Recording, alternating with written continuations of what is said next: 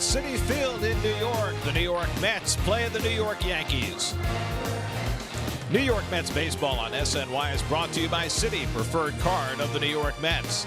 By Geico, over 75 years of savings and service. By Toyota, the Toyota Camry, Highlander, and RAV4 have something for everybody. Toyota, let's go places. And by the State Farm agent of the game, Pat Cawley of Glendale, New York. Contact Pat at patcawley.com. 7 train heading for Citi Field, and thus the Subway Series 2018 begins. Met fan and Yankee fans are arriving together. Free Shirt Friday, Met fans trying them on for size. Yankee fans maybe more getting ready for battle as the two New York teams go head-to-head for the first time.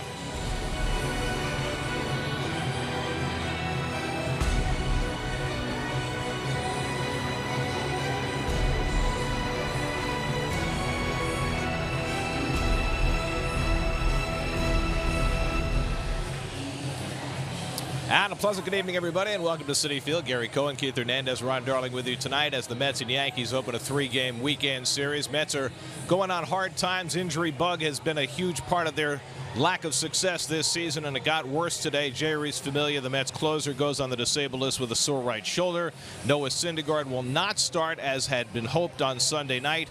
His finger is still bothering him. They're hoping maybe he can pitch by the following weekend in Arizona. Seth Lugo will take his spot. So the Mets bullpen is diminished by 2 guys going into this series. You know what the shame about it is that for 1 or 2 games the bullpen was at its strength, and it was going to be a strength just like it was earlier in the season. But now with Syndergaard not starting, Familia having the bad shoulder after a bad shoulder last year, Lugo out of the pen, and it diminishes that pen just a bit. And the Yankees come to town with all that power, Stanton and Judge and Sanchez. But what has really characterized their season has been the performance of their young infielders. Well, the 2 rookies, Miguel Andujar, the 23-year-old Dominican, plays third baseman. Second baseman, Gleyber Torres, 21 years of age from Venezuela. They're hitting 306, 294 respectively.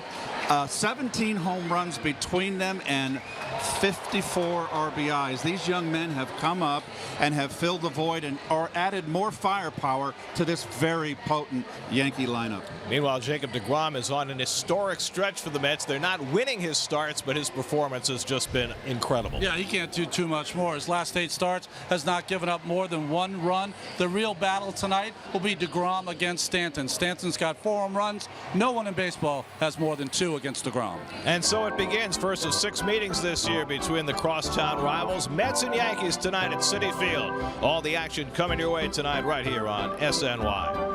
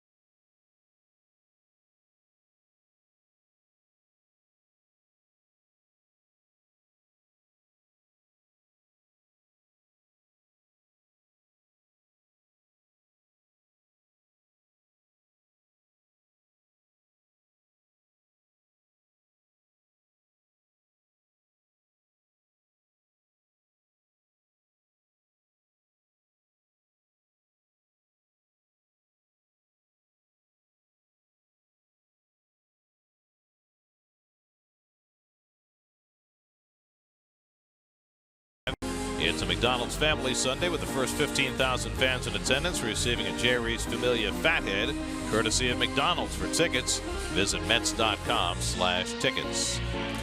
All weekend long, you can participate in the FiOS Fast Pitch Challenge at Mets Plaza here at Citi Field. The fastest pitcher each day wins a 55-inch Samsung TV. You can win free FiOS for 1 year if you hit 100 miles an hour. Come on out and give it a shot. For details and official rules, visit www.pixt.me/FiOS Fast Pitch Challenge. Be at Citi Field Saturday, June 23rd. The Mets take on the Dodgers at 7:15 p.m. The first 25,000 fans in attendance will receive a home run apple figurine, courtesy of Delta Airlines. For tickets, visit Mets.com/tickets. Ballpark filling up on a beautiful Friday night. Mets and Yankees at Citi Field. First pitch is coming right up.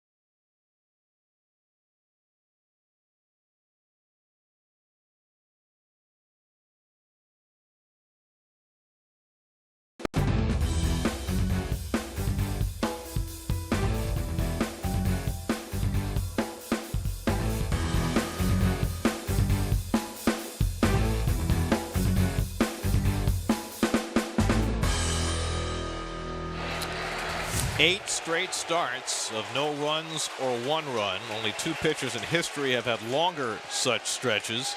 And Jacob Degrom tries to keep it rolling tonight. Yeah, the Toyota numbers don't really do it justice, does it? Almost a little over 4 years ago, he made his debut in Game 2 against this Yankee squad. And in fact, the first man he faced in his career will be the first man he faces tonight. Brett Gardner leads off for the Yankees, the longest tenured Yankee. Now 34 years old. DeGrom's first pitch of the night is a fastball in for a call strike, and we're underway. Gardner's been hot lately, 353 over his last 20 games for a Yankee team that's second in the American League in runs scored and leads the American League and the major leagues in home runs with 98. Off-speed pitch and on the ground down to Gonzalez, and DeGrom's got his first out of the night.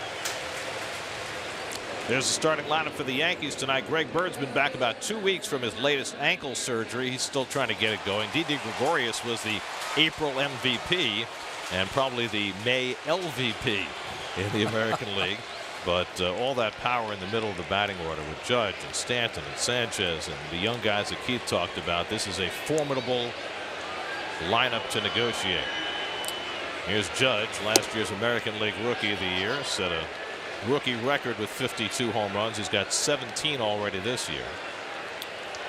Hitting only .208 against right-handers, feasting on left-handers.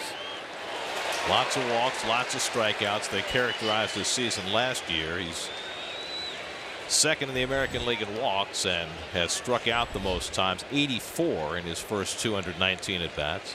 Degrom coming off a 13 strikeout performance against the Cubs, and he misses inside. And it's 2-1.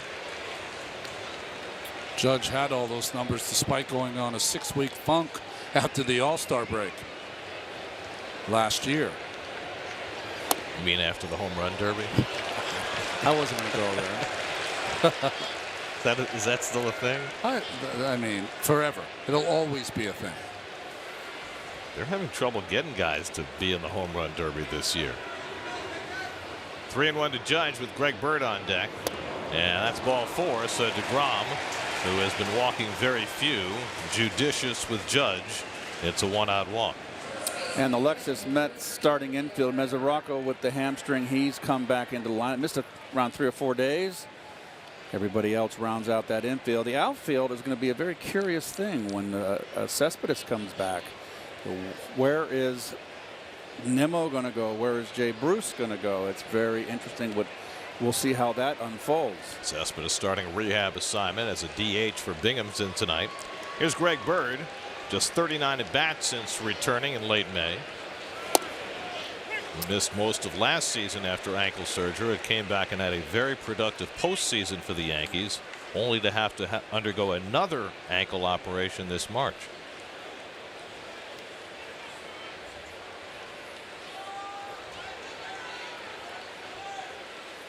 But Aaron Boone is clearly being patient with Bird, sticking him in that 3 spot in the batting order and leaving him there. Well, the reason they like him there is that they split up Judge and Stanton. They would like him to take off like he did, like you said, Gary, in the postseason last year. There's Aaron. 3 postseason home runs last year.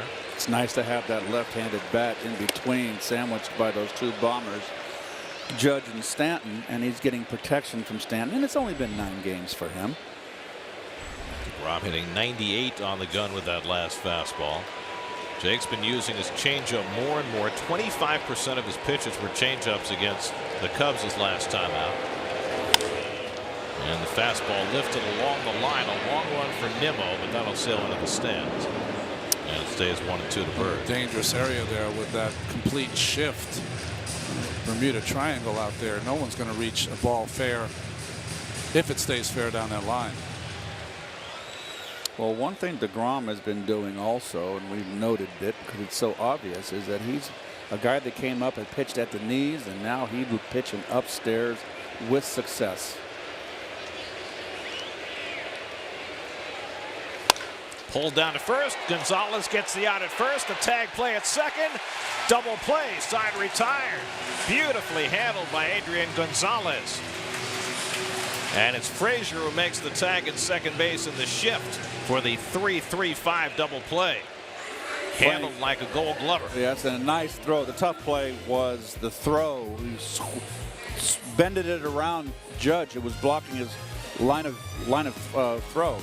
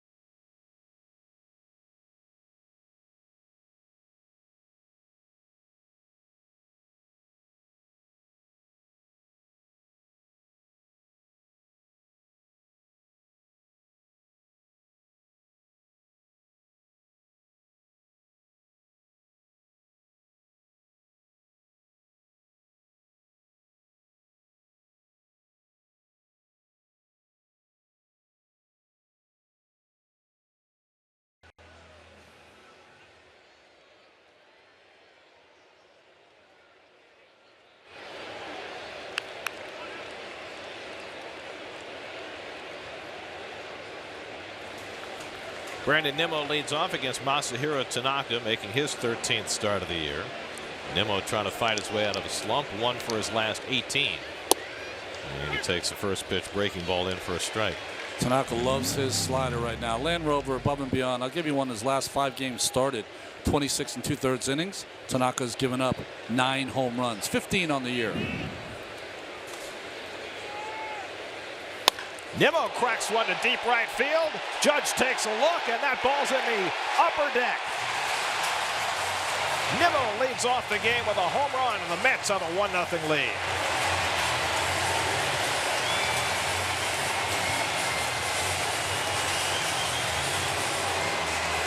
First career leadoff home run for Nimmo, his 8th home run of the year, and the Mets are off to a fast start. Maybe that'll give them the spark they need. Quick bat right here. Ball out over the plate, belt high, a little below the belt. And there's no doubt here. Right down Broadway. Tried to get cute, first pitch slider, but the second fastball right down the middle. Tanaka's been giving up a lot of home runs. That's 16 now he's allowed in 67 innings. And a first pitch slider in for a strike to Cabrera. That Mets home run means City will donate enough for No Kid Hunger to provide 20,000 meals to kids in need.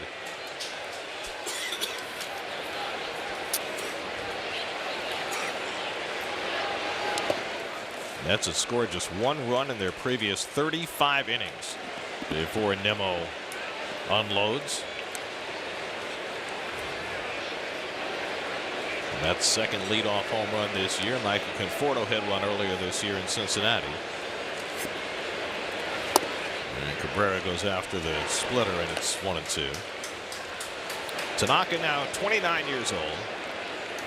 It's his 5th year with the Yankees. The first 3 were brilliant. The last 2 have been not quite as consistent.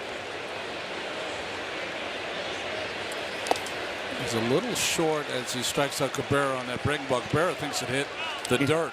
Oh, he foul tipped it. Foul tipped it.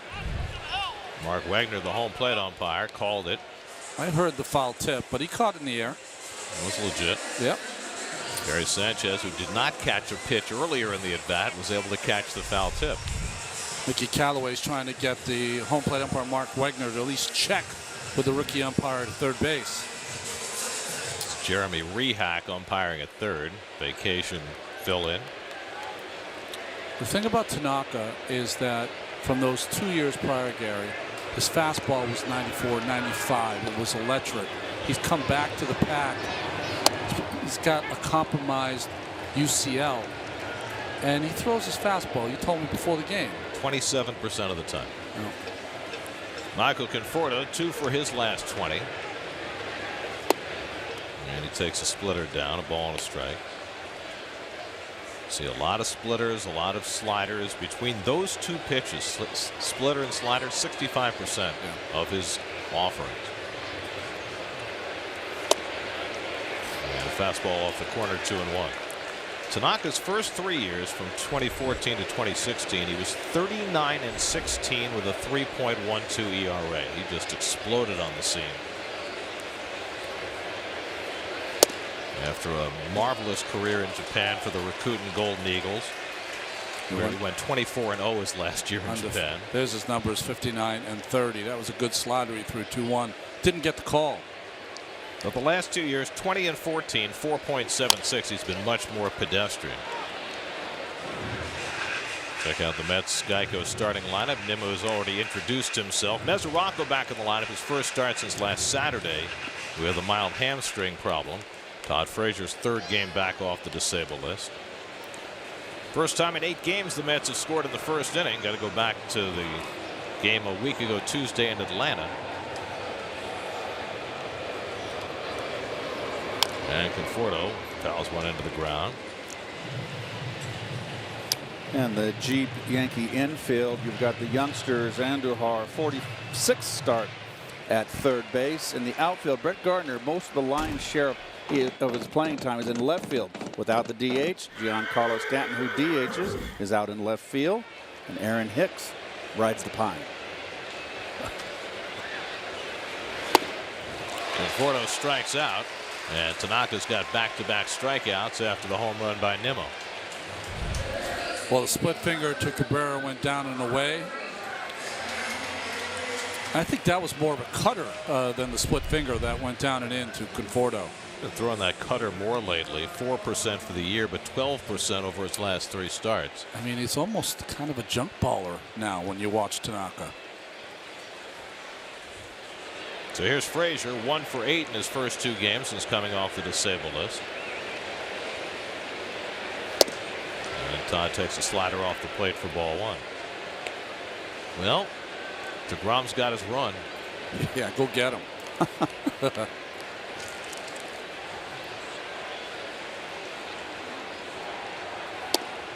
I mean, you think about the unlikelihood of a guy going on a stretch of 8 starts where he never gives up more than 1 run, and yet he has 2 wins over those 8 starts. Yeah, and the team is 2-6 in those starts. 5-7 on the year. It's rather unprecedented. It is. It is. In fact, since the advent of earned runs over 100 years ago, no other pitcher has had an ERA as low as Degrom's over an 8-start span and had only 2 wins. Never.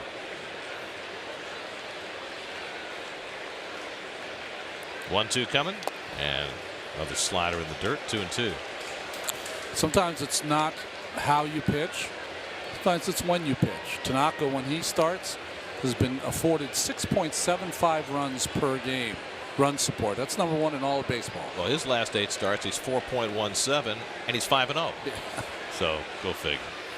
Foul tip held by Sanchez. 3 strikeouts in a row for Tanaka after Nimmo delivered the keynote. Second pitch by Tanaka goes into the second deck. Happiest man in baseball is another reason to smile. 1-0 New York. Mets after 1.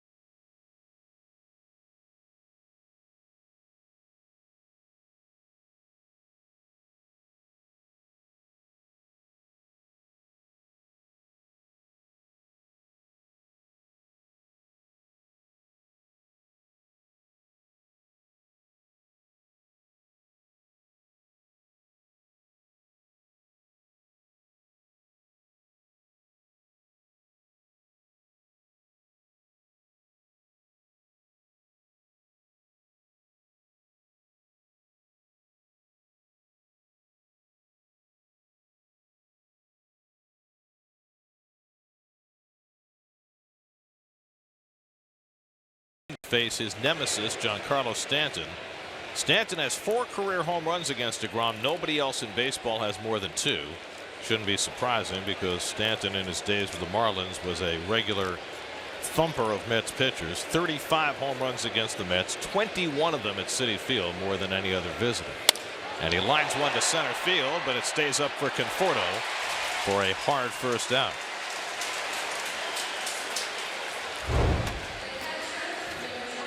Jacob Degrom has changed his pitching style over the course of his career. Yeah, but he will get ahead of the hitters down in the strike zone with his slider and fastball. But once he gets 2 strikes, he just elevates it, and there's an art to it. It's got to be high enough that they can't make contact, but low enough that they offer at it. Look at that, 61% of his fastballs to the top third of the zone. And that number has come up consistently over the course of his career. There's Gary Sanchez. And he takes a strike. Let's check in with Steve Gelb. Steve? Gary, that number's come up consistently and considerably. It's more than doubled, actually. Back when he won Rookie of the Year in 2014, he was thrown in the upper third or higher of the zone with his fastball just 30% of the time. Like you said, up to 61% now. Pretty remarkable to see a guy change that drastically and still have the same type of success. Well, swing and misses are a big part of the game, and if you're pitching in today's game, you got to go find them, and up in the strike zone is where they're at. Slider swung and missed 1-2. It's been a struggle for Sanchez. He's got 12 home runs, but hitting just 201. 201, but with 35 ribbies, so there has been production when he does get some base hits. 278 last year with 33 home runs. 1-2 coming. And it's fouled off. I remember going into last year, it was Sanchez who was supposed to be the young slugger to watch for the Yankees. Yeah, not Judge. The one thing that's been consistent watching him this season, his at-bats, is that he is chasing that slider off the strike zone. It's a pitch he took more often last year. Already saw that once in the course of this at-bat. We'll see if Degrom goes back to it here to try and put him away.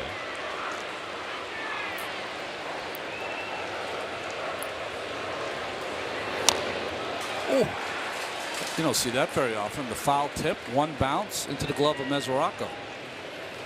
It's magic. Nice.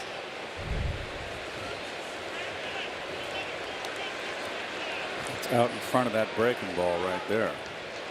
Off the tip of his bat. And into the side pocket.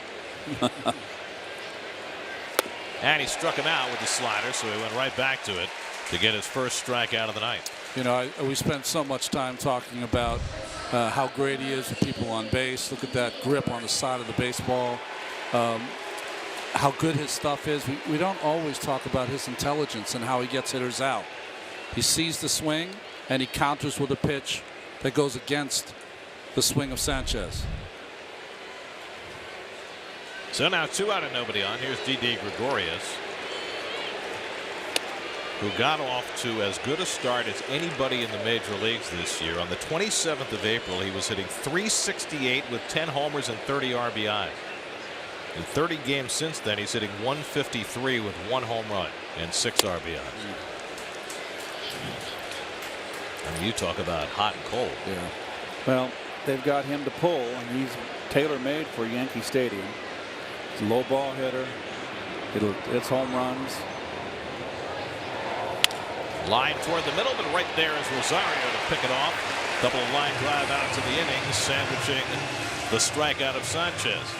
1-0 Mets in the second.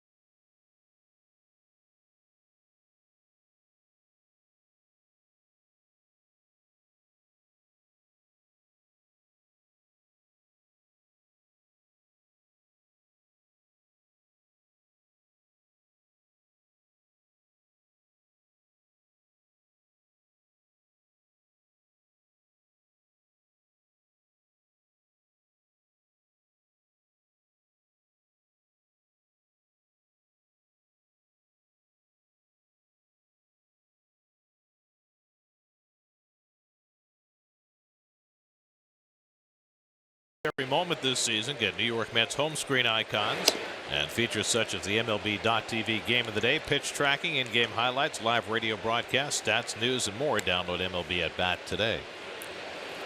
Jay Bruce leading off in the home second. And he hits one out to center field. Gardner, a late start back onto the warning track. He makes the catch. Gardner did not get a good read on that ball off the bat, but got back there to make the play and bang into the fence for a long first out. Well, I talked about Gardner not playing a lot of center field this year. Only his 17th start in center field. He's really a left fielder, but he's got the speed. This guy, I really like him. He just is a gritty player, sets the tone. We spent a lot of time talking about contracts that don't work. His certainly did, the 4-year deal. This is the last year of that deal. They have a team option for next year. Here's Devin Mesoraco. First start back from a mild hamstring injury, and he takes off the plate for ball one. Mesoraco, 5 home runs in 60 at bats as a Met.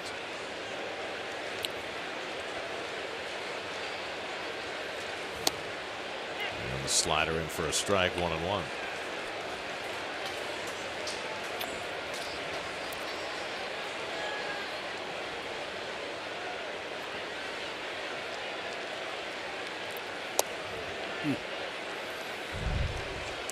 Watch Gardner right here. Watch his eyes. He sees it. He's got it. There's the ball.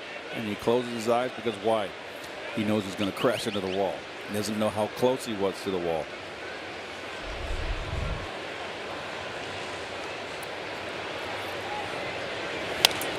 Mesoraco pops one up. Sanchez and Bird. It's Bird taking charge of it. 2 out. Drive around the majors presented by Cadillac. Shohei Ohtani, a grade 2 UCL strain. They say he could bat, but they're going to shut him down completely for 3 weeks and then reevaluate him to try and make sure that he can keep all of his skills on the field. Yeah, I think that's a good idea. You wouldn't want any one at bat to kind of compromise his ability to come back as a pitcher. The Angels are in 3rd place in the American League West. And the way that Seattle has played since they lost Robbie Cano, they're 16-6 since Cano was suspended. I think that is shocking to a lot of people. And it's made the Angels' predicament in terms of, you know, making the postseason a little greater, because you have to figure there's going to be a wild card that comes out of the American League East one way or the other. That's right. So there's not going to be a second wild card available out west. Adrian Gonzalez 0 for his last 13.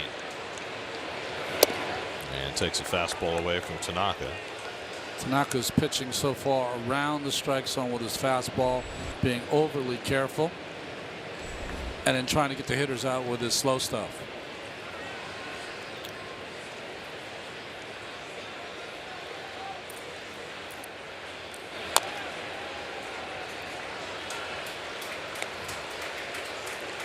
I mean, how much do you think that Tanaka's evolution into a breaking ball pitcher is the general feeling around baseball that there should be more breaking stuff thrown, and how much of it is that, you know, he's got the partially torn UCL and his velocity's come down? Yeah, I think it's that, the second. He strikes out Gonzalez with a splitter, and that's 4 strikeouts for Tanaka, who's retired 6 straight after Nimmo's leadoff home run.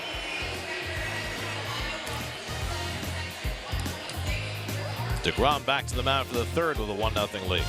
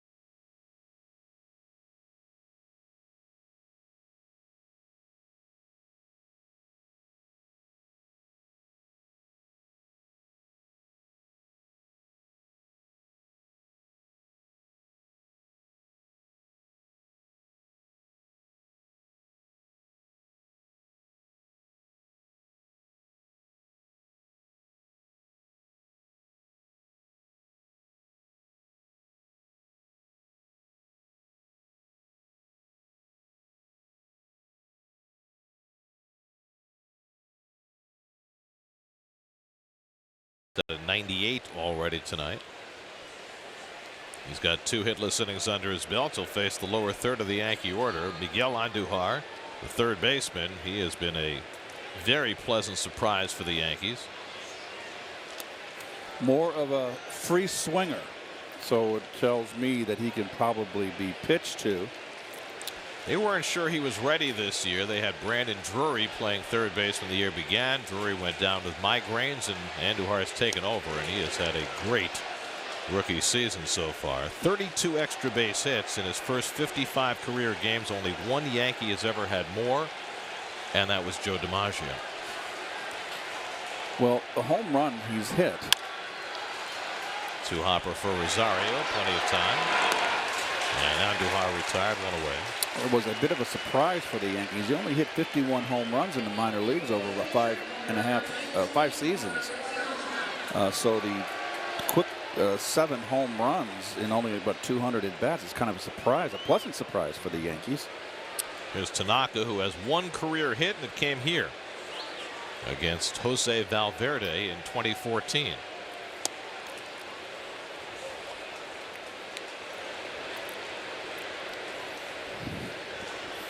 Even with Tanaka, a pitcher who has not had much experience at the plate. Aaron Boone keeping Torres ninth, and Tanaka hits it well out of the center, but Conforto's there to grab it, 2 out. That might have been his best bolt right there. Track power. He's a pitcher. So much as the Mets have preferred to keep Ahmed Rosario in the 9-hole, the Yankees are doing the same with the rookie second baseman Gleyber Torres.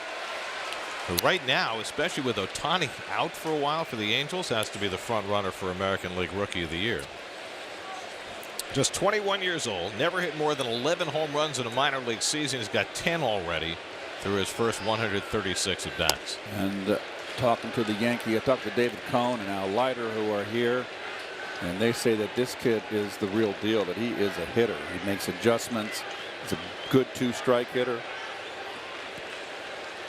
Torres came over from the Cubs 2 summers ago when the Yankees traded away Aroldis Chapman. The Cubs got Chapman for their World Series run, and then the Yankees signed Chapman back. So they had Torres and a couple of other prospects. They got Chapman as well. That's what you call a perfect deal, especially with Torres looking as good as he's looked. We've sent Ronnie downstairs to get a better look at Degrom and Tanaka tonight from a lower angle.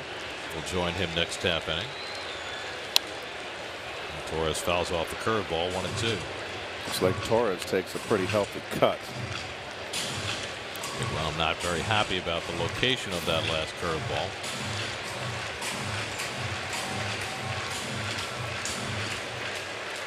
Jake walked Judge in the first inning. He's retired 6 in a row since then. 1-2 coming.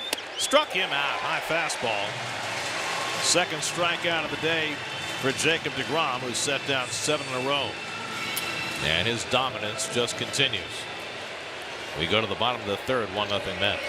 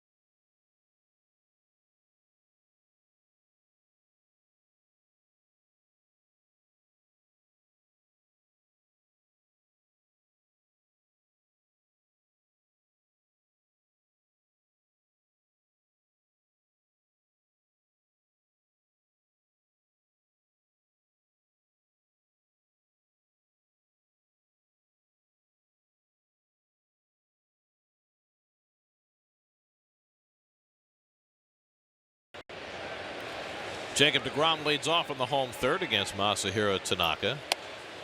Degrom 2 for 23 at the plate this year. He's been let loose the last couple of starts to swing the bat after the hyperextended elbow that he suffered.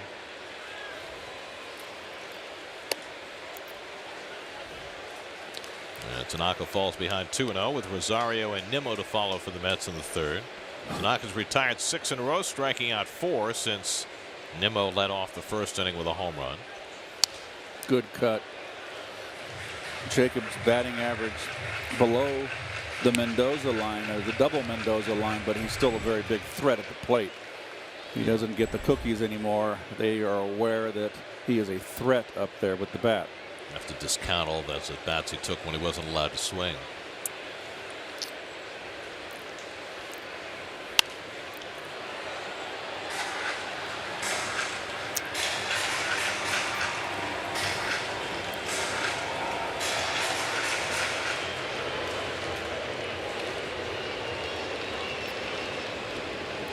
Degrom detecting a flaw in his bat, so he'll exchange that for a new one. So we sent Ronnie downstairs to get a little different perspective on what's going on tonight. I was just appalled. The bat boy threw the bat at Degrom, who had to catch it with his right hand. Does he know how valuable that right hand is? He could have caught it with his left hand. I should have.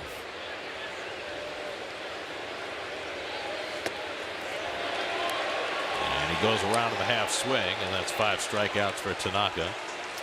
So this is the view that you've got from down there, Ronnie. What does that afford you? Oh, I feel like I can see right into what the pitchers are thinking. I'll tell you just really quick. My first thought. I get down here right before Degrom struck out Torres, and the difference between, I know velocity isn't everything, but the difference in velocity from Tanaka and Degrom is stark.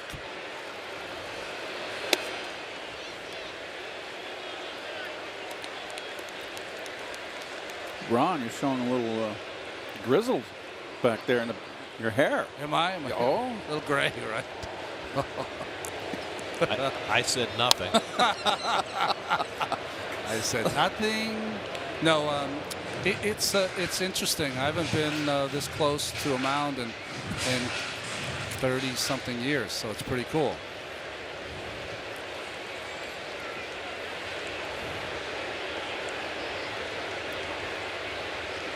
1-1 to Rosario, and he golfs one foul. So, you know, we talk up here about Tanaka pitching around the strike zone. Can you get the same sense of that from where you are? You can tell that the ball's breaking. I think the one thing about Tanaka, he kind of lulls you to sleep with that, you know, tends to be an Asian motion with the pause at the top and then proceeds to deliver the ball. Yeah, the splitter strikes out Rosario. That's 6 strikeouts first time through the batting order for Tanaka. Brandon Nimmo coming up. Let's go to the Dr. Scholl's standing room only section, and the Steve Gelbs' report tonight is brought to you by Dr. Scholl. Steve? Gary, Brandon Nimmo was pretty perplexed after that Orioles series. He went 1 for 8, but felt like he was swinging underneath pitches that he usually makes contact with. So after the game on Wednesday, he asked Pat Russell, the hitting coach, if he wouldn't mind coming in on the off day yesterday to do some extra work. Russell, of course, obliged that request. They came and worked for a couple hours, did some hitting, did some video work, noticed that Brandon was leaning out over the plate, which was causing a little bit of a loop in his swing. They felt like they corrected that yesterday, and given the result of his first at bat, it looks like they just might have. First Met ever to hit a leadoff home run at home against the Yankees since interleague play began. well, it's good that Brandon recognized that he was under the ball, because as a hitter, you can tell. You see the ball, your bat going under the ball. You can see it and make the necessary correction.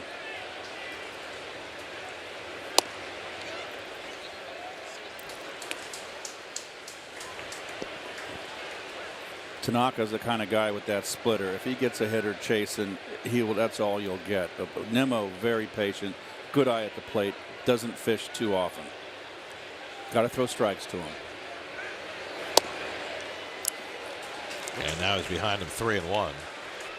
Guys, you can really see the frustration from Sanchez as he snatched at that baseball. He really feels that he's not getting strikes from the home plate umpire, Wegner. I don't know how close they look up there.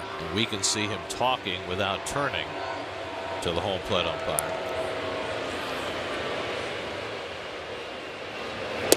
And at the knees for a strike, 3-2. That's a nice pitch right there, RJ. 3-1 backdoor slider, knees in black. Wow.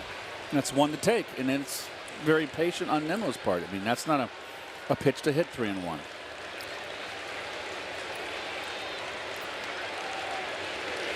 And Nemo bounces one into the shift. Torres makes the play. Side retired. 9 in a row retired by Tanaka. Mets lead at 1-0 after 3. And we'll keep it here at Citi Field to honor the veteran of the game.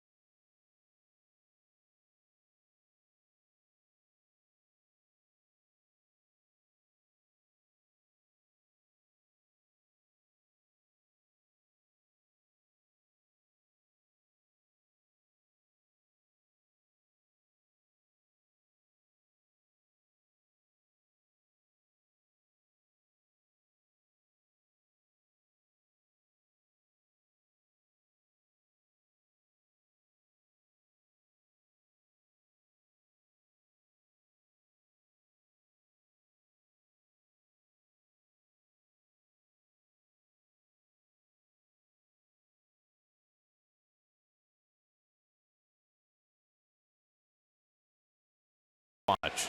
He's got 3 hitless innings under his belt to start this one. He'll start his second time through the batting order. Brett Gardner leads off the 4th and takes a first pitch curveball for ball 1, and that's a rarity because Degrom has thrown 28 first pitch curveballs this year. It's only the second one that hasn't been a strike. And now he's behind Gardner 2-0 with Judge and Bird to follow in the 4th.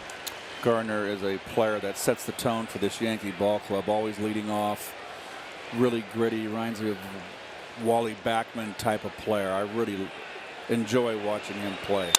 And he lines one, too tall for Cabrera, and the Yankees have their first hit of the game. Cabrera timed his leap as well as he could, and it just went off the tip of his glove. So I asked the question here, Gary. You hear today, I didn't want to give in to the hitter. Ronnie, you can chime in. Degrom threw a 2-0 fastball. In our day, it would have been, and I don't want to say our day, but 30 years ago, it would have been the pitcher would have come in and said, I didn't give in to him 2-0. Went right after him with a fastball. Are we supposed to believe with today that 2-0 Degrom gave in? I can't put my arms around that. Here's Judge, who walked his first time. I think with the kind of lineup that they have, what else are you going to do with Judge and Bird and Stanton coming up? You're not going to walk Gardner. You have to go after him. That's baseball. Gardner 6 steals and 7 tries this year. And Judge hits a double play ball to Frazier. Cabrera with the turn. Mets turn their second double play of the night. 5-4-3, 2 out and nobody on. Pitcher's best friend. Mets, who are last in the National League in turning double plays, get 2 in the first 4 innings for Degrom. Tailor-made. Nice easy hop. No need for anybody to rush. Look at the hard slide by Gardner. And you tell me he's not hard-nosed. He did not give the la-di-da to Cabrera, made him do some dancing.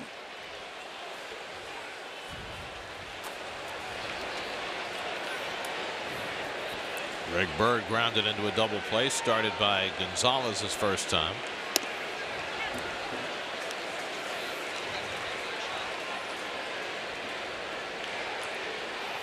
.55 starts in his career, allowing 1 run. It's incredible. No runs. See, there's a hitter in Bird where you're the low ball hitter. You can elevate. You don't want to elevate with Giancarlo Stanton. He's a good high ball hitter. You got to be very careful. Make sure if you do, you throw it up in his eyes. 1-2 coming. Struck him out. Another high fastball nets another strikeout for Degrom, his 3rd of the night. Helped out by the double play ball. He's got 4 scoreless innings under his belt already. 1-0 Mets in the 4th.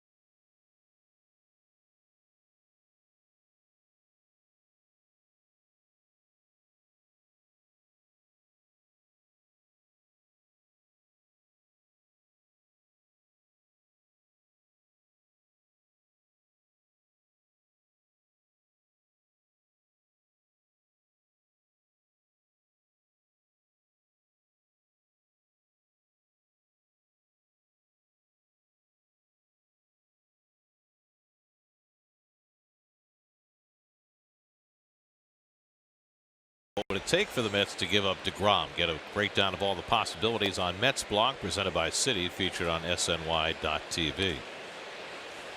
As Dribble Cabrera leads off in the home 4th against Masahiro Tanaka. Cabrera struck out his first time up, 1 of 6 for Tanaka over the first 3 innings.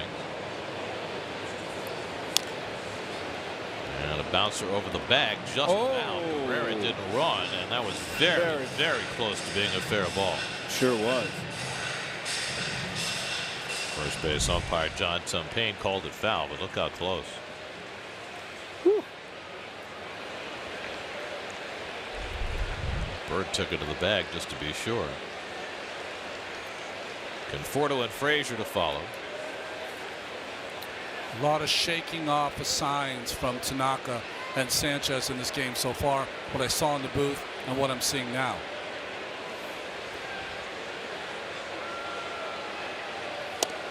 So is that a matter, Ronnie, of just a relatively young catcher and a pitcher who throws a lot of different pitches, or is it something deeper than that? I think that Sanchez has got to get in tune with that Tanaka does not want to throw a fastball behind in the count. That's a natural thing for a catcher to call. 1-2 to Cabrera, and he lays off the splitter. 2-2.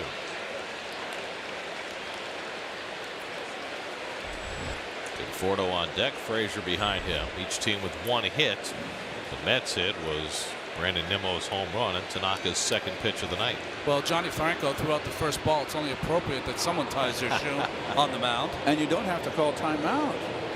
No one on base. Well, given the fact that Familia went on the DL today and Lugo's going to start Sunday night, can Johnny put on number 45? Why not? I need him in the ninth.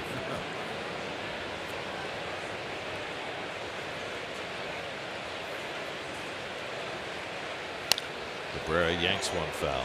I think Tanaka, Ron, correct me if I'm wrong, I think that maybe he's the reason why he's throwing sliders. I'd like to know how many sliders he's thrown over the season to left-handers.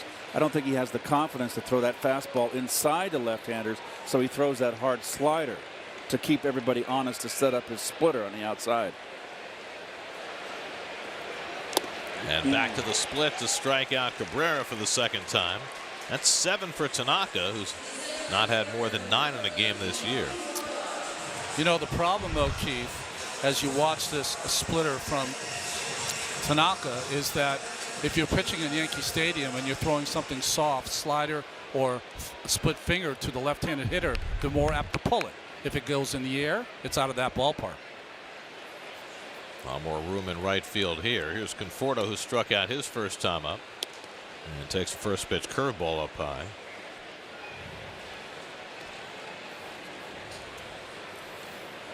Beautiful crowd, beautiful ballpark, beautiful day, was it not, folks? Just a gorgeous day. We're due a lot of those. No fooling. It was so nice to walk around today in a polo shirt, Gary.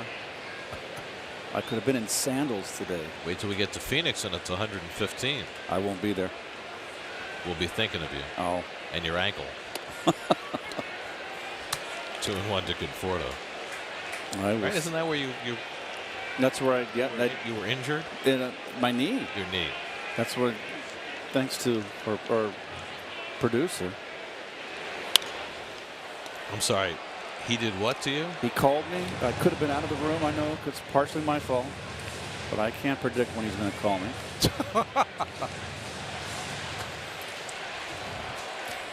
And did he order you? No, he asked. Present yourself.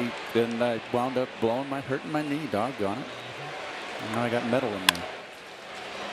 Gregorius in the shift. 6-3 put out for the second out. That's 11 in a row retired by Tanaka. Well, when you look at the lower half of Tanaka, I told you about the little delay there where he reboots or regroups and then proceeds. That lower half kicks out that front foot and has a pretty good drop and drive. Now you can't see it from the plate, or I wouldn't think you can see it from the plate, but I can tell from here where I'm sitting every time he's going to throw a split finger. I can see the grip in his finger behind his back. Fingers. Frazier drives one to right center. Cutting back is Gardner to run it down. Side retired. Hard hit ball by Frazier, but Tanaka's now retired 12 in a row. 2 hard balls have wound up in the glove of his veteran center fielder. Gardner tracks that down. Tanaka appreciative. 1-0 Mets after 4.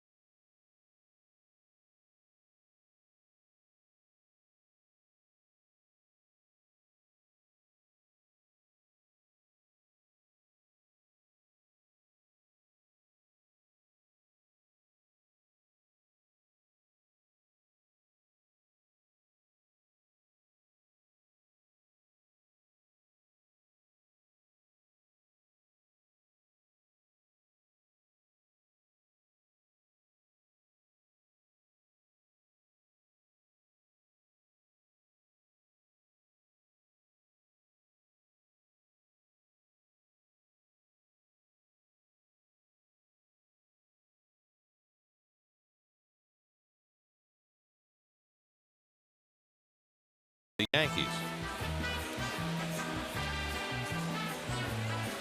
What do you think, Keith? I bet he's in the ballpark tonight.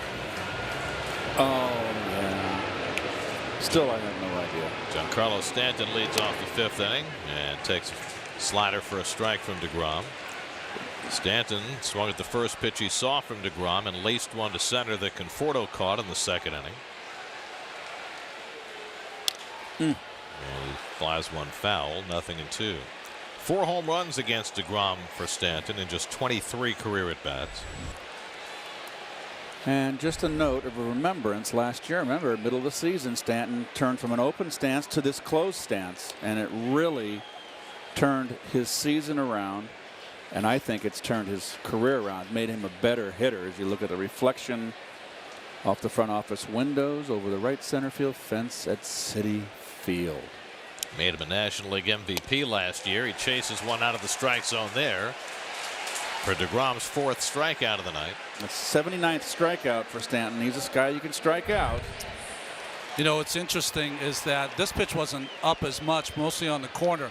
The pitch before he missed badly, and this is one thing that Degrom I don't see upstairs. He winced and was kind of angry at himself, walked around a little bit, took some more time because he usually works so quickly to kind of get that out of his mind. Now Sanchez has struck out on sliders his first time up, and Degrom started him off with a hard slider.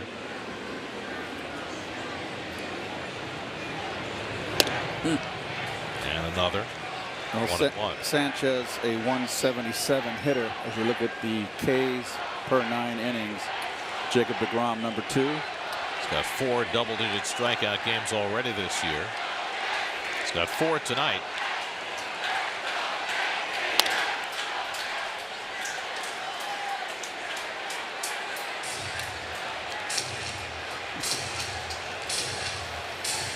Hey guys, how are you? It's a good seat down here. It's nice. Well, stay down there if you want. Despite the gray I have back here, Keith, I have to work on that. You have the product, don't you? Let's go. Well. Oh, upstairs. Sanchez chases a high fastball, and that's 3 consecutive strikeouts, 5 for the night for Degrom. He's found his little groove now. You can do the same thing with Gregorius.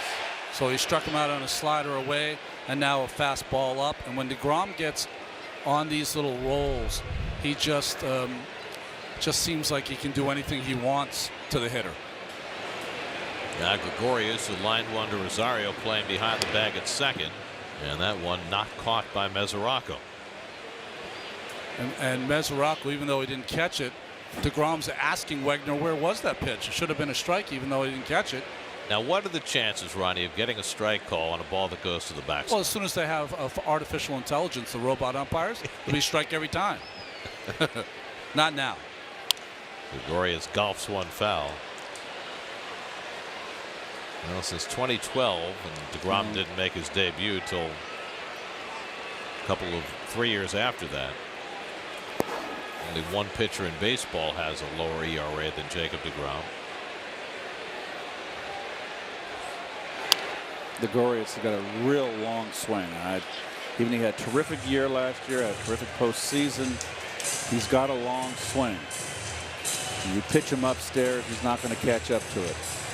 He had an 0 for 30 stretch in the early part of May.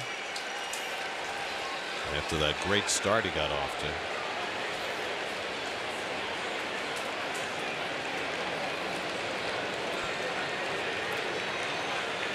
1-2. Lifted foul down the left side. That'll go out of play. You know, most pitchers, when they get to their set position, they're pretty straight up and down, and then they kind of lean into the plate. Not Degrom. When he starts his motion of putting his hands and getting them going, he already has like a 45-degree tilt with his body that's moving towards the plate. So I think that's why he struggles. When he does struggle with his control, his arm's late. But it's also the reason why he can throw so hard. I mean, we talked so much when he went through his brief struggles last year about him keeping a straight line toward home plate. And I would imagine, Ronnie, if you're falling forward like that, it's hard to keep that line. Yeah, I think that's the issue for him is that once he gets to the top, he really has almost like he's bearing down with that front shoulder towards the hitter to keep that angle. And at times, I'm sure it's hard to make sure that arm gets through first and doesn't lag behind your body. That's been his issue whenever he's had an issue. Sixth pitch of the at bat coming to Gregorius, and he bounced the curveball 2-2. Oh, that'll set up the upstairs gas now. You're right, Keith. Every pitch has a purpose. And get it up and in.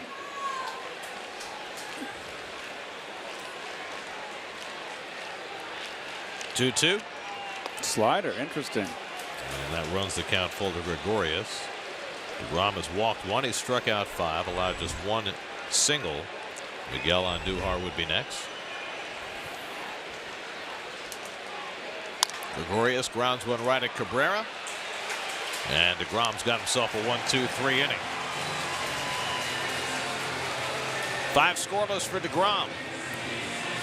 Halfway through at Citi Field, 1-0 Mets.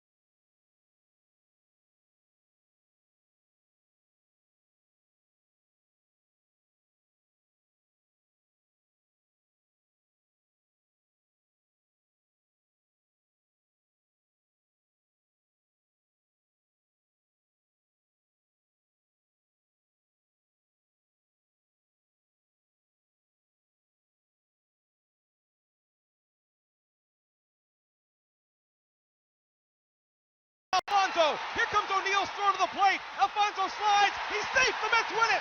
Matt Franco, a 2-run single off Mariano Rivera in the bottom of the 9th inning, and the Mets win it 9-8.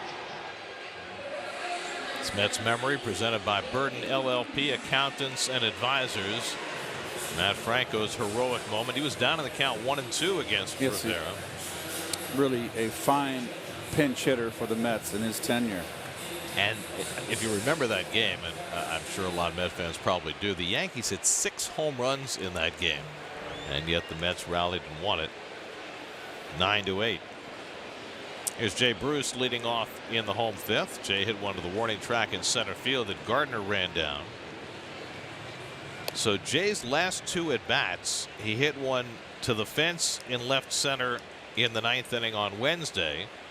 That had it gone a few feet further, might have been a game-winning home run, and then he hit one a step from the wall his first time up today. So he's hit some really long fly balls resulting in nothing, and so it has gone for Jay, who since the 1st of May has driven in 3 runs and hit 1 home run. Rather startling. Goes after the splitter from Tanaka, and it's 1-2. Devin Mesoraco on deck, then Adrian Gonzalez for the Mets in the home 5th. Tanaka's retired 12 in a row after giving up a home run to Nimmo on his 2nd pitch. These 2 pitchers have combined to face 1 over the minimum so far tonight.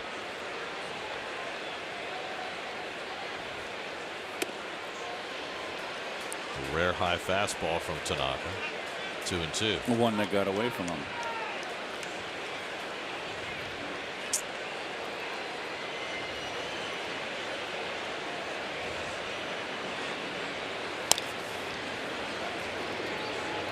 Guys, from the side here, what you're really seeing is two pitchers living in different quadrants of the strike zone and getting outs.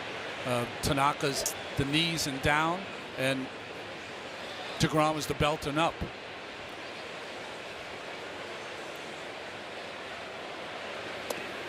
And that's really borne out in the numbers. We showed you the numbers earlier on Degrom, how he pitches to the top of the zone more than any pitcher in baseball. Well, Tanaka pitches to the bottom of the zone more than any other major league starter.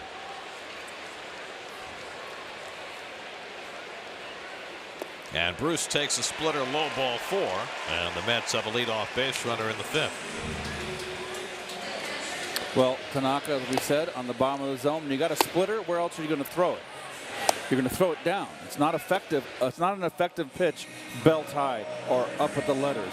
It sinks. You want to get the hitter to chase. It's off speed, gets him out in front. So after Tanaka retired 12 in a row, he issues his first walk of the night. And now Mesoraco, who fouled out to first base his first time. So Tanaka pitches out of the stretch for the first time in this game. Gave up a home run to Nimmo, then retired 12 straight, so he hasn't had to pitch out of the stretch until his 64th pitch. It's got to be jarring for a pitcher, right, Ronnie, to come this far into a game and never pitch out of the stretch? Yeah, in fact, you have to sometimes tell yourself, okay, I haven't thrown from the stretch yet. A little extra concentration, at least on the first couple. And he falls behind Mesoraco at 2-0. Every pitcher in between innings will throw at least one, maybe two pitches from the stretch just to get used to that feel. But it's not the same, of course, as pitching in a game.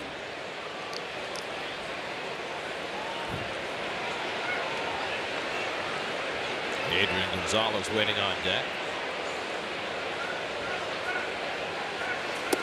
And Mesoraco takes a slider down, and it's 3-0.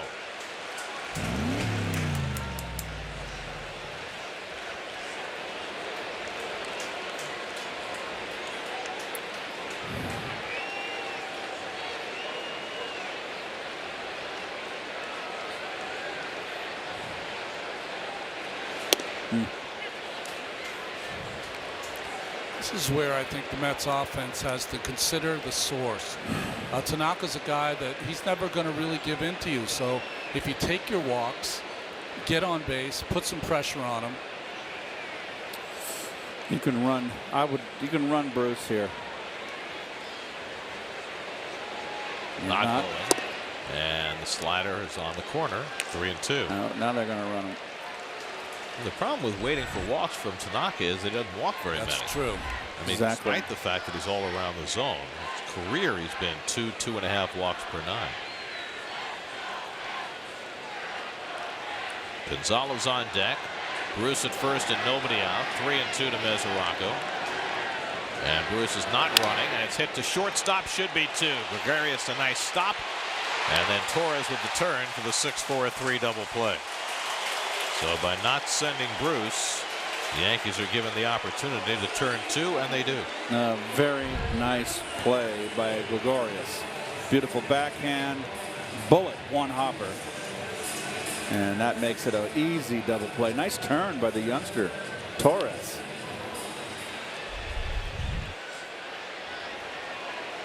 So the Mets, who turned the fewest double plays in the National League, have turned 2 tonight. The Yankees turned the fewest double plays in the American League, and now they get 1. So Gonzalez bats with 2 out and nobody on. And thinking about a bunt, did not execute it well, running up as he did. I don't know if you'd bunt. I wouldn't bunt in front of the pitcher with 2 outs. If you're Gonzalez, the split finger and slider should play right into your bat speed. Try to hit an extra base hit. I would think.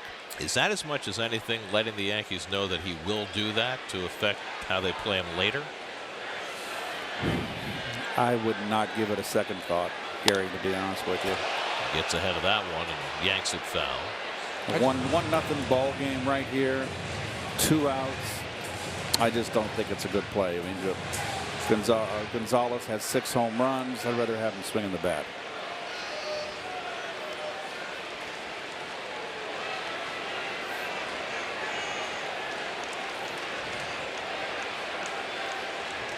0-2 from Tanaka.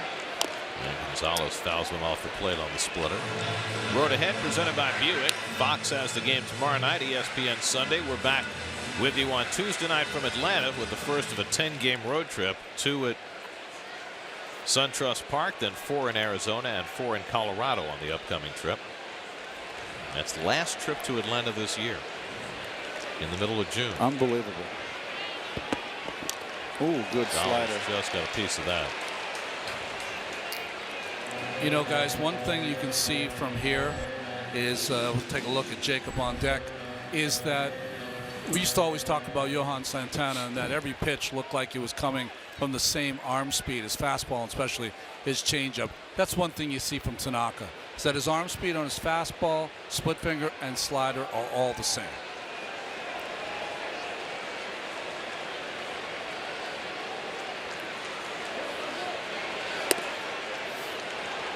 One and 2 to Gonzalez.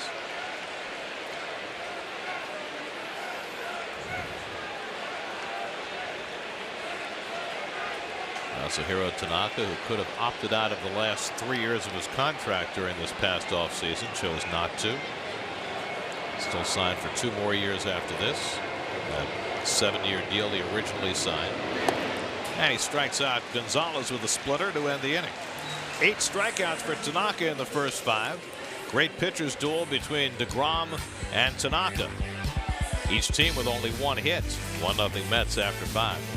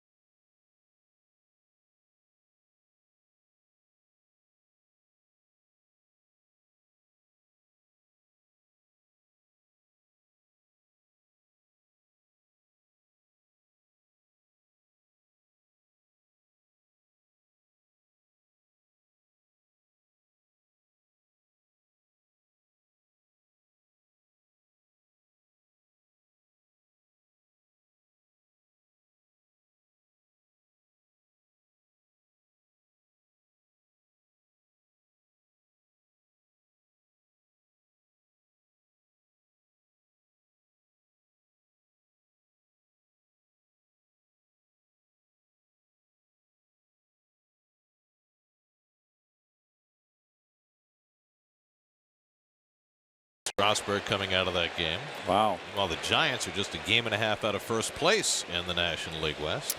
Strasburg and Stanton made their debut on this day 8 years ago. 6th inning, 1-0 New York, and Duhar chops one slowly. Gonzalez into field it. The backhand flip to Degrom for a fancy first out. Very nice. Not fancy, Garrett. He's done it a million times. He's such a good fielder. It's just a little Bob Cousy or Magic Johnson kind of assist on the back door. It's still snazzy. It is very snazzy. He knew exactly what he was doing. Nice play, Adrian. By the way, speaking of people who make snazzy throws, congratulations to Bartolo Colon, who finally got win number 243 the other night to tie Juan Marichal's Dominican record. Now just 2 away from Dennis Martinez. Remember that behind the back throw he made in Yes, I did. Miami? Yes, I do. Just showing off, as only he can. Tanaka flying out his first time up, and Degrom bends the curveball over for a strike, and it's 0-2. Felt very safe in this seat here, guys, until Tanaka came up. I'm watching close right now. Worried about that late swing? Do you have the screen up in front of you? No, I mean to my left, but to my right. I'm trying to look at the crowd behind me. I'm going to have to make a play. Good thing you have good hands. Watch that thumb. Another play for Gonzalez, but he flips this one out of his glove, and Tanaka is safe. So Gonzalez looking for another 3-1 putout. And a play that he would make 1,000,000 times in a row. And the problem was he did the one hand and the ball came up, hit the heel of his glove, and pops out. Give Tanaka credit. He was running all the way, and he gets aboard on the error. First error of the season for Adrian Gonzalez. And the Yankees will try and get through that crack in the door with the tying run at first. Gleyber Torres, who struck out his first time up. And he goes after a first pitch slider, 0-1. Good slider. Looks like Torres takes a vicious cut. He's a guy that looks like he can be pitched to. I know he came from the Cubs. He looks exactly from this position like Javi Baez.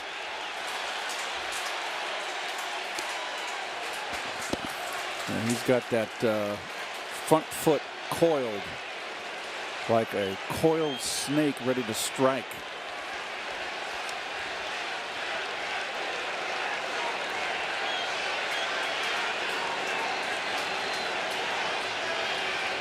And Torres lines one into center field for a base hit. Tanaka pulls in at second. And Torres has the Yankees' second base hit of the night. And for the first time, Degrom will have to work with a runner in scoring position. Nice hitting. Went out with one hand on a breaking ball down and away. Not a strike. Well, actually, it was a pretty doggone good pitch and pretty good hitting. Tip your hat. Guys, it's just amazing, isn't it? One misplay seems to always put a Mets pitcher in harm's way. And Degrom all season long, or at least in his last 8 starts, has the uncanny ability of working his way through it. But boy, it's going to be a test here. Degrom had a streak ended in his last start against the Cubs of retiring 29 in a row with runners in scoring position. They're hitting 120 against him this year overall in these RBI spots. Brett Gardner had the first hit against Degrom. Tough out here. Sorry, Gare. Change up off the plate for ball 1. 268 hitter with runners in scoring position, Gardner, but that's good for a leadoff hitter. He's not called upon to drive and runs. He's a guy, a table setter. Must out for Degrom with Judge standing on deck. Goes to the curveball and it's fouled off. 1-1. Gardner missed that one. I mean, that number is just phenomenal. The 29 at-bat stretch retiring hitters with runners in scoring position was the 3rd longest in Mets history. Jerry Koosman had 30. Brent Gaff in 1984 retired 31 in a row. Gaffer. Remember, you got the pitcher Tanaka running at second, so he'd take a pretty good hit to drive him in. And Gardner takes the fastball upstairs, 2-1. That's the first time in this ball game I saw Degrom overthrow. He knows he's in a tight situation here. He's able, to me, when I watch him, combine an unbelievable stoicism in these moments with laser focus. I can say one thing right now. You've got Judge, Bird, and Stanton and Sanchez coming up behind Gardner, and I would take all of those 4 hitters in this tight spot to get an out than Gardner, because Gardner's going to put the ball in play. He's going to make it's going to be a tough out. I think that Degrom can pitch to these other big bats. Well, he challenged him before when he was behind in the count, I don't know if he'll do that here. Might see a changeup. And he misses badly with that changeup, and now it's 3-1. A lot louder down here, guys. Everyone's kind of getting into the ball game. First reason the Yankee fans have had to really make some noise tonight.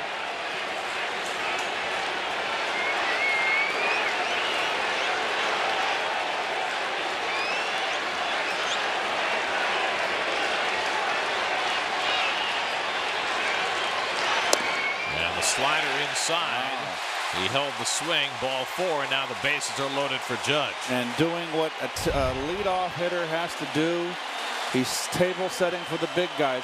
Surprising, Ronnie, that he went all secondary pitches to Gardner? I was surprised, but maybe it's what you said, Keith, is that he's not afraid to pitch with 1 out with the bases loaded. He got a double play from Judge before, and these next 3 hitters are strikeout victim. Next 2 hitters are strikeout guys. So now Judge with the bases loaded and 1 out. Judge has walked and grounded into a double play tonight.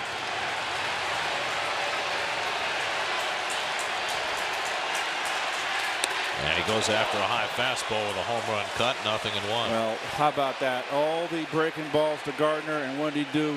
First pitch to Judge. Busted him upstairs. Look at that. Huh. 0 for 12 against him with the bases loaded. That is just phenomenal. Judge carves 1 out to right. Bruce coming on. Tagging at third is Tanaka, and he's going to try it. The throw to the plate skips in, and Tanaka comes in to score. On a not very deep sacrifice fly by Aaron Judge, the Yankees tie the game as Tanaka scampers home.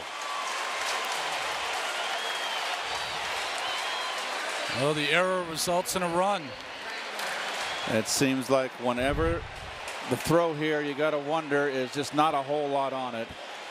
And way offline. And look at the bat laying there. The bat's laying there, and Tanaka. Tag up. Let's go.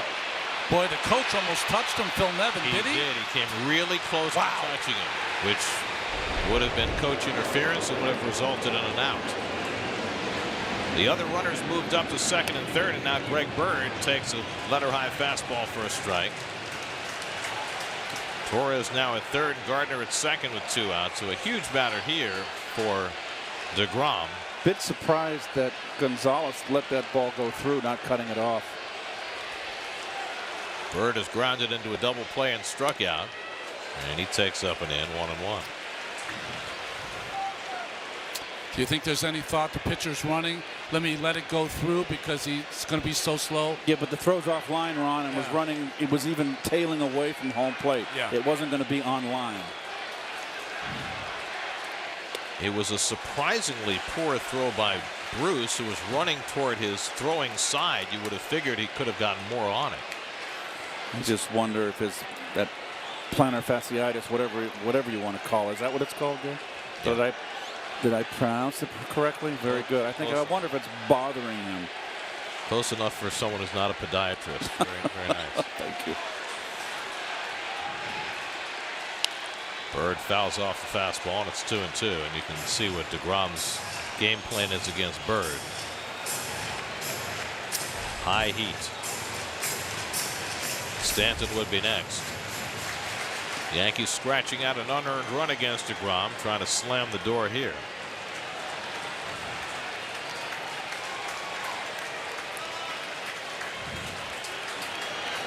Two-two. The fastball is too high. How many pitches this inning, Gary? Let's get. Oh, we got 77 on the game. 20 for the inning. 20. They're making him work here. Pretty good at bat by Bird, right? Well, does he go upstairs again? I wouldn't go downstairs.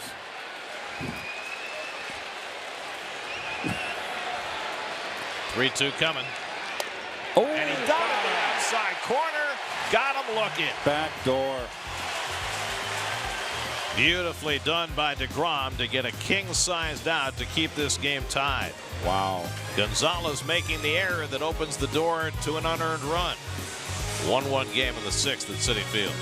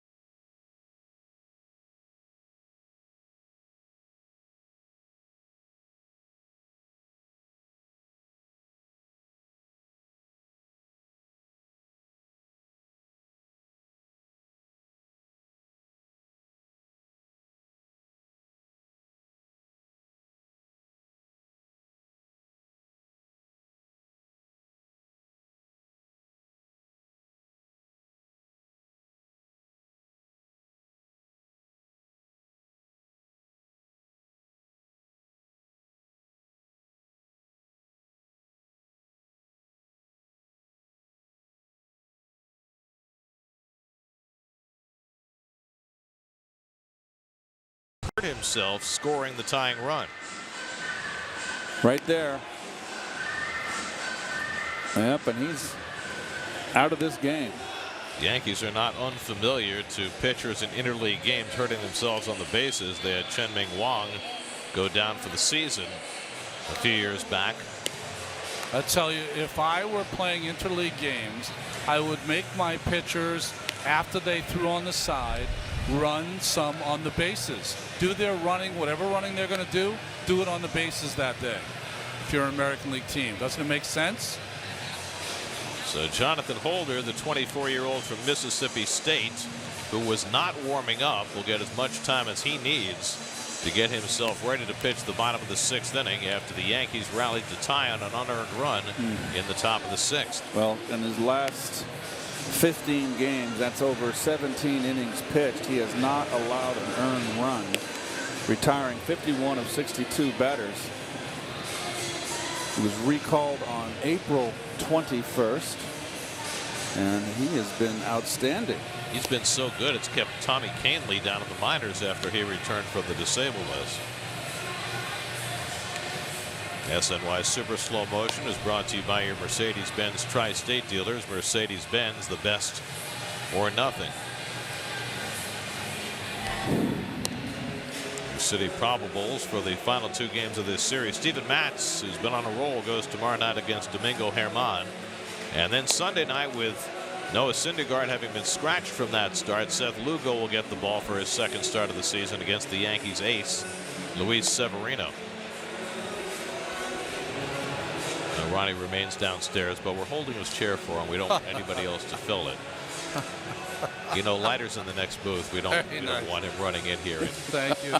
Hello, guys. Where are we? There we are. There he is. Hey, it's interesting. Watch Holder, 20 pitches in. He was throwing about maybe 50%, no more than that. That's a lot of pitches to throw before you start airing it out. This is really weird, Keith, having Ronnie on the monitor behind us. Oh, amazing. Man.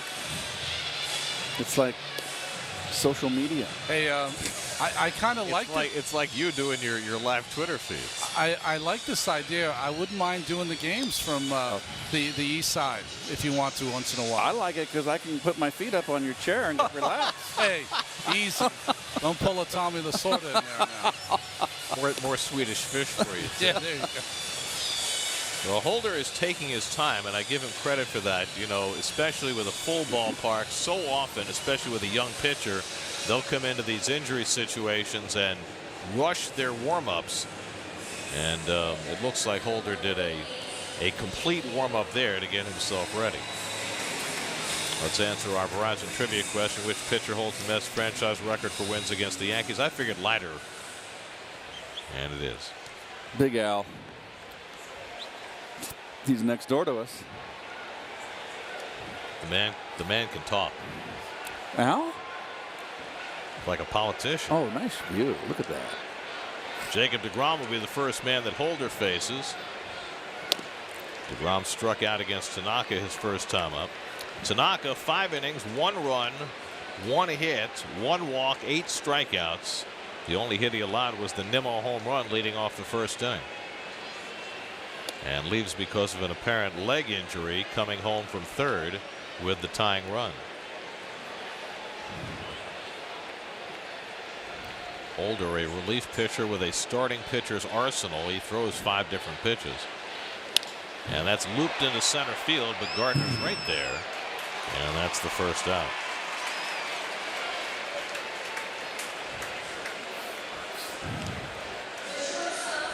So Degrom is retired, and now Ahmed Rosario, who struck out his first time up.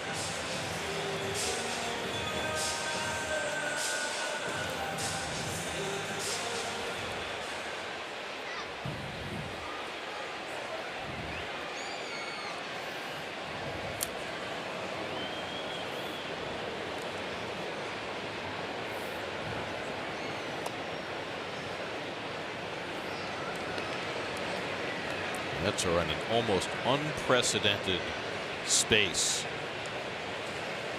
where they are just not producing any offense at all. Mets have lost 8 straight home games, and during that span of 8 games, they've got a 146 batting average. It's the lowest home batting average the Mets have ever had in an 8-game span.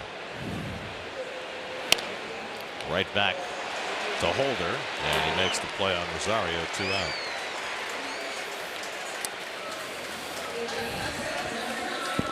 I mean, Well, runs per game is just look at the on-base. Well, untenable, the whole of course, thing. yeah. I've never seen anything like it, Garrett. And look at the runners in scoring position. I've never seen anything like it, and I just cannot believe that it's going to continue like this. Well, you wouldn't think, and certainly getting Cespedes back, which the Mets hope will be shortly, will help.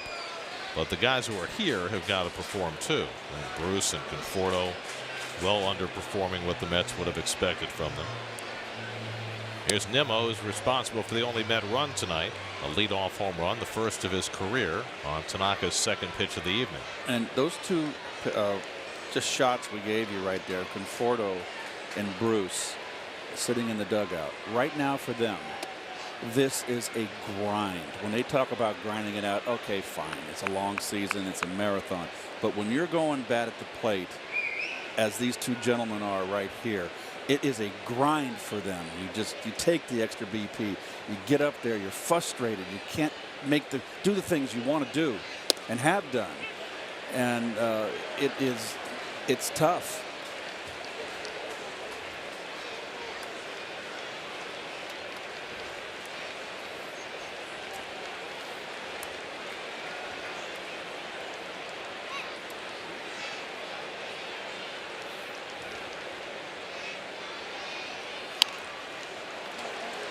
Two and two to Nimmo. This is the 22nd year of interleague play. The Yankees with the all-time series lead, 66-46. They swept all 4 games last year. And the two captains have been front and center in the history of interleague play between the two teams, Jeter and Wright. 2-2 coming. And Nimmo takes the fastball up and away, 3-2. Boy, Brandon just really makes the pitchers work. It's very seldom that Nimmo gets up there and gets blown away in an at-bat. He had a rough go of it over the last week.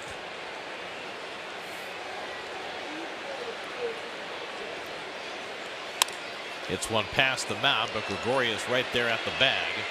And he throws out Nimmo to end the inning. So Holder comes on after Tanaka leaves because of injury and gets the Mets out 1-2-3. Degrom back out there in a 1-1 game.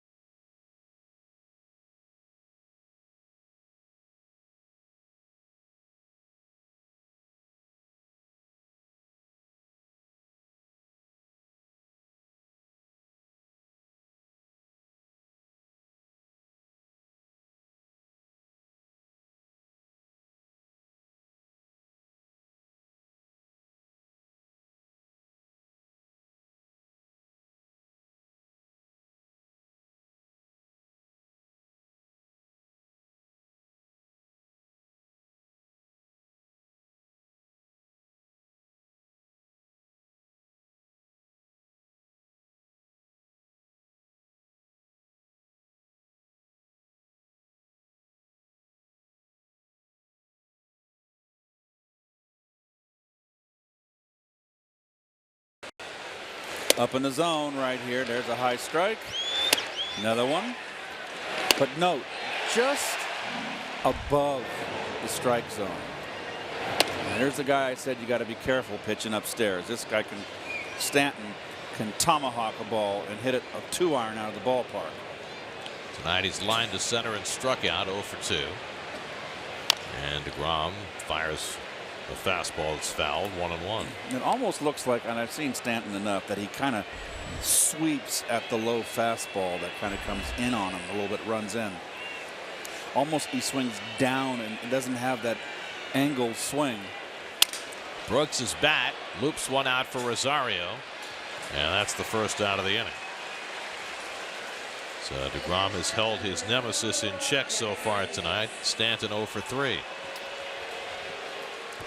And now Gary Sanchez has been up twice and struck out both times. Chad Green is up in the Yankee bullpen after Jonathan Holder worked a 1-2-3 6th. Mets bullpen is stone cold quiet behind Degrom, who's at 81 pitches through 6 1/3.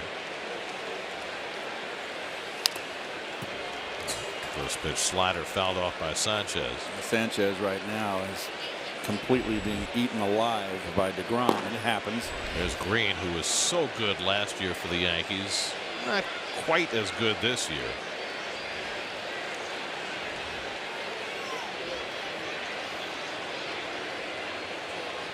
Sanchez has struck out twice, once on a slider, once on a high fastball. And he bounces one for Rosario. Nice easy 2-hopper. And quickly there are 2 away. Let's check in with the studio. Eamon McEnany has another game break. Eamon?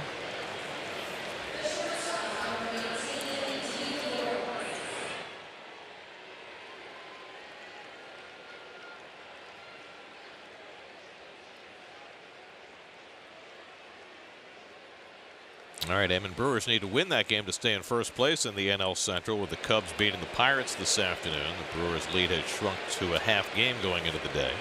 Here's Didi Gregorius, and he hits one to Rosario. 3 chances for Rosario in the inning. Handles them all flawlessly. And it's a 6-pitch inning for Jacob Degrom in the top of the 7th. Stretch time at Citi Field. Mets and Yankees tied at 1.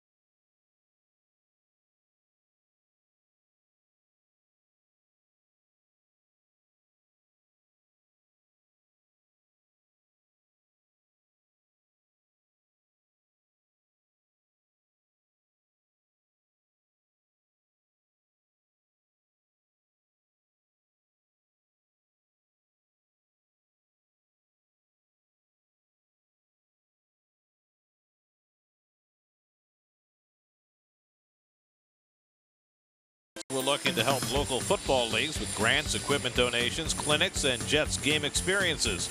Does your league need assistance? Apply today at sny.tv/playball. We go to the bottom of the 7th inning in a run and hit starved game. Mets and Yankees tied 1-1. Jacob Degrom, plenty of gas left in the tank. He's at 84 pitches through 7 innings. Chad Green will be the 3rd Yankee pitcher of the night. big, strong right-hander. You were talking about before, Gary, had a great year. They were thinking in spring training of converting him back to a starter, which he was earlier in his career, but he has been too important in that bullpen. As Dribble Cabrera leads off in the home seventh. And Green fires a fastball in for a strike. I mean, Green has been good this year, don't get me wrong, but last year his whip for the season was .74 hits and walks per innings pitched. 69 innings, 34 hits, 17 walks. This year it's up to .97, which is good, but not quite as phenomenal as he was last year. Strikeout rate's down a little as well. Jeez, it's still pretty good. Yeah, that was my point. I'll take it. He set a high standard. Cabrera goes around in the half swing, and he's a quick strikeout victim for the first out. Third time he's struck out tonight. New York Mets baseball on SNY is brought to you by Dr. Scholl's. Dr. Scholl's has partnered with the New York Mets to provide insoles to help celebrate the fans who are on their feet all day. Check out Dr. Scholl's products at drscholls.com. And by Jim Beam, the official bourbon of the New York Mets. Ooh, Polo Grounds. How about that? Nice. 257 down the line, Keith. How many home runs would you have hit there? Well, I wasn't a pull hitter. You wouldn't want to throw me a hanging breaking ball, Gare, or a high changeup. That's for sure. Conforto has struck out and grounded out tonight. 2 for his last 22. And he takes a fastball knee high for a strike from Green, 1-1. Green's got a big front shoulder lift. I think he hides the ball well.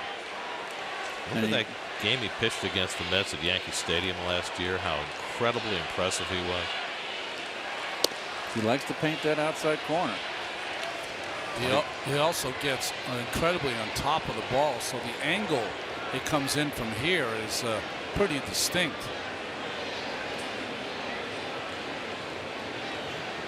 University of Louisville product. And again in at the knees to Conforto, and it's 2-2. Todd Frazier waiting on deck.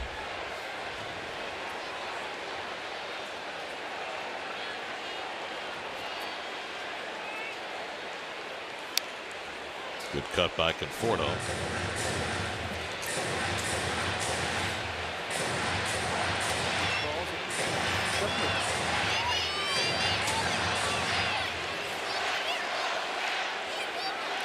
Mets have had just one hit tonight. It came from their first batter of the game. Since then, 18 of 19 have been retired. And now a full count to Conforto with Frazier to follow.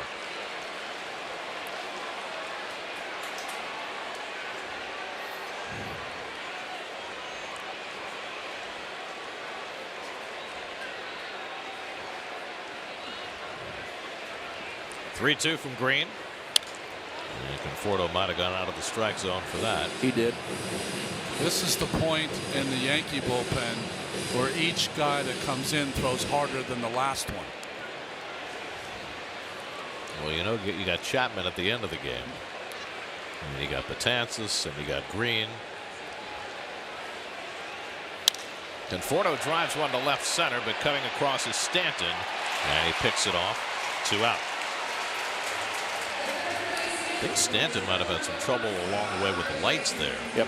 But he stayed with it nicely.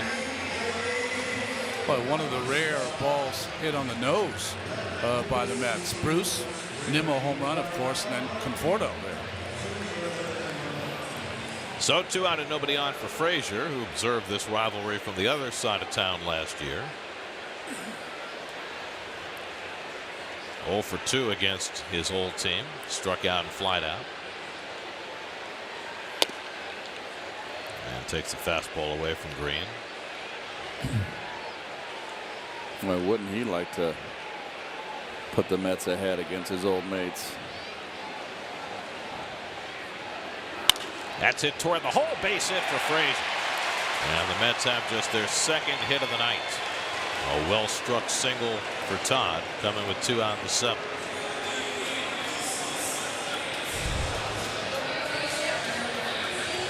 Good take back.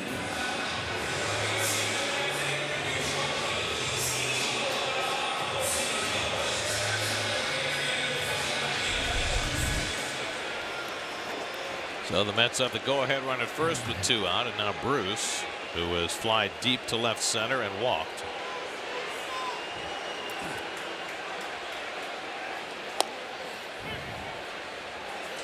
Home plate umpire Mark Wegner having, I think, a good night behind the plate. So the word on Masahiro Tanaka is he left the game with stiffness in both hamstrings. I don't think I've ever heard that one. Both. You get him a wheelchair.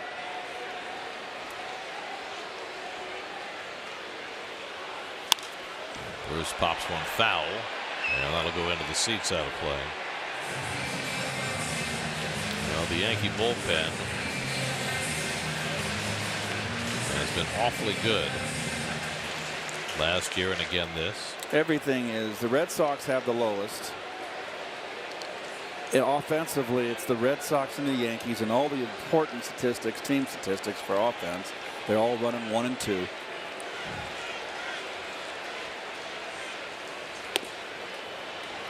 I mean, the biggest concern for the Yankees, and certainly it's exacerbated if Tanaka's hurt, is their starting pitching. Yes.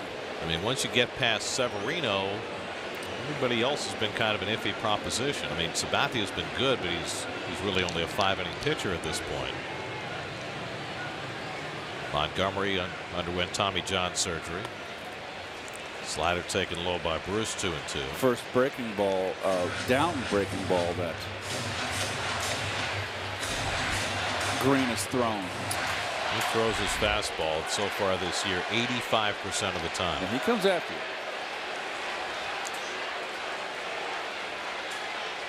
Bruce is due for a big hit, and he's shown some signs with some good swings the last couple of days. But the Mets so badly need for Jay to find one of those hot streaks. We've seen those. Last year his hot streak lasted almost all year. 2-2 coming, and fights that one off.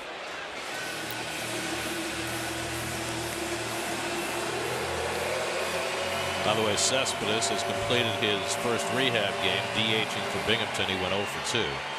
Plan is to play him in the outfield tomorrow and see where they are from there.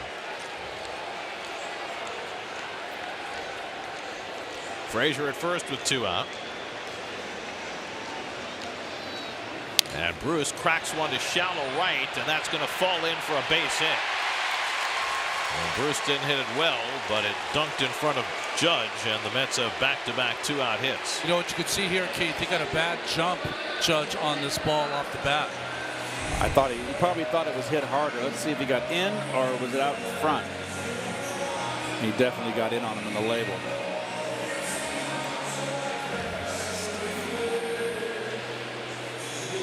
Right on the label and the contact, you can see.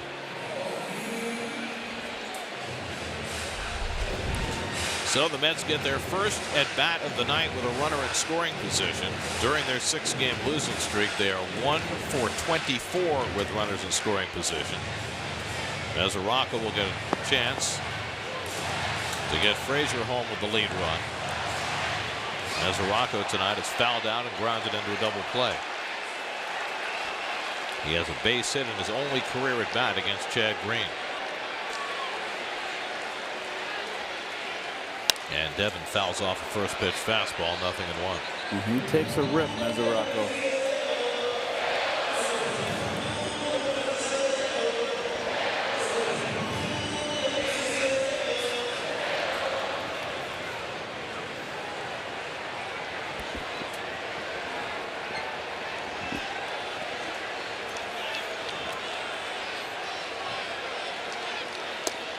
Slider off the plate, and it's 1-1. You know, Keith, from here, Mesoraco starts with that bat and that elbow pretty high, but right before the pitch comes, he drops it about waist level, the end of the bat. Didn't notice that from upstairs. He pops one foul. That'll come back out of play. He's changed where he holds his hands a little bit since he's been here. He asked Pat Rossler to work with him on his swing. He felt so rusty after not having played very much the last few years. Hands are high, then he comes down. I don't know. I just don't like to make changes. Stay with the swing that got you here if you've had success. I don't know if they've made any changes or tinkered with him. That just missed. Oh, Green Sanchez. wanted it. Sanchez wanted it. Wegner said no.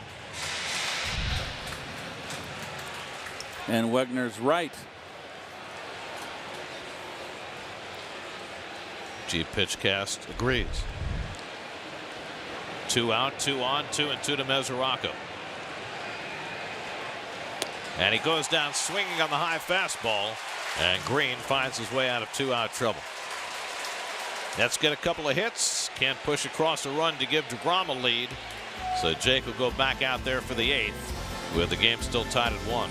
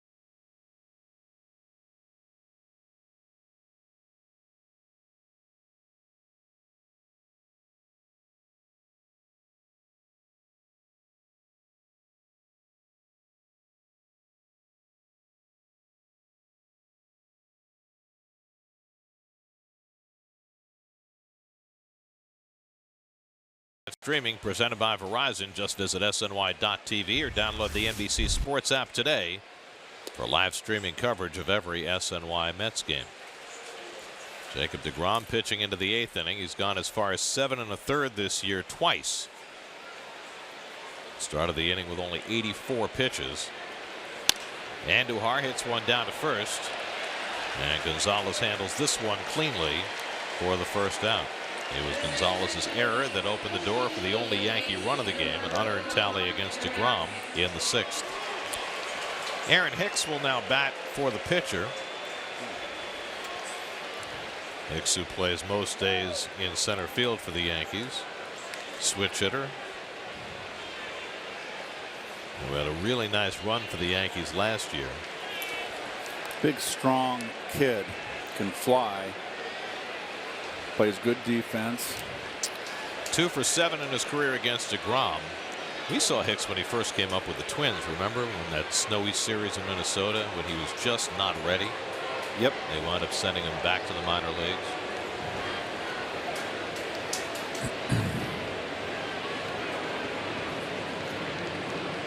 Hicks bats with 1 out and nobody on. And a first pitch curveball in for a strike. I mean, maybe what, 4, 5 curveballs all game long for Degrom, and that patented, like you said, Gary, first pitch strike.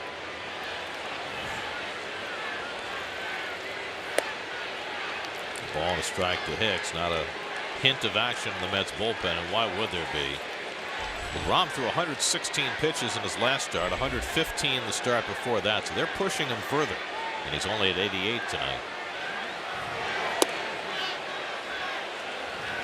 2-1 to Hicks with Gleyber Torres on deck. Degrom wanted that call. He felt like Green got the bottom of the strike zone.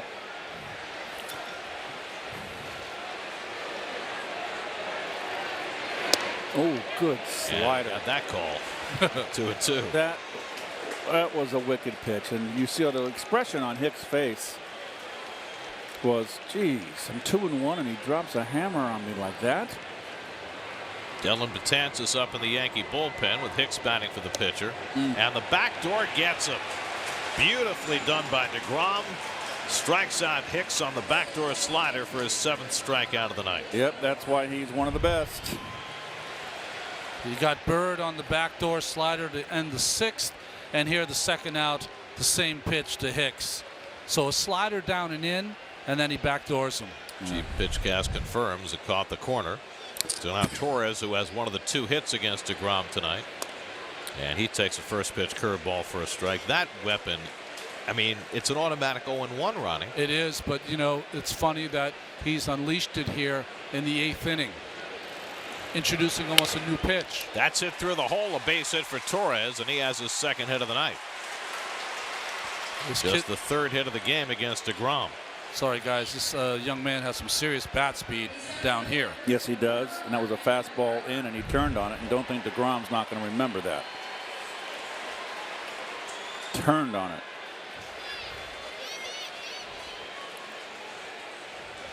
So Torres has 2 hits, and he's aboard, bringing up the guy who has the only other hit against Degrom, and that's Brett Gardner, who singled in the 4th and then walked in the 6th.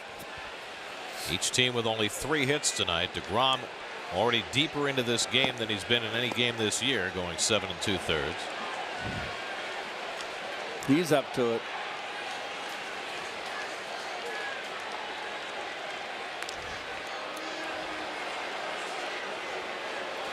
You know, it's interesting. It's only been a couple of times when Gardner was on here with Torres late in the game.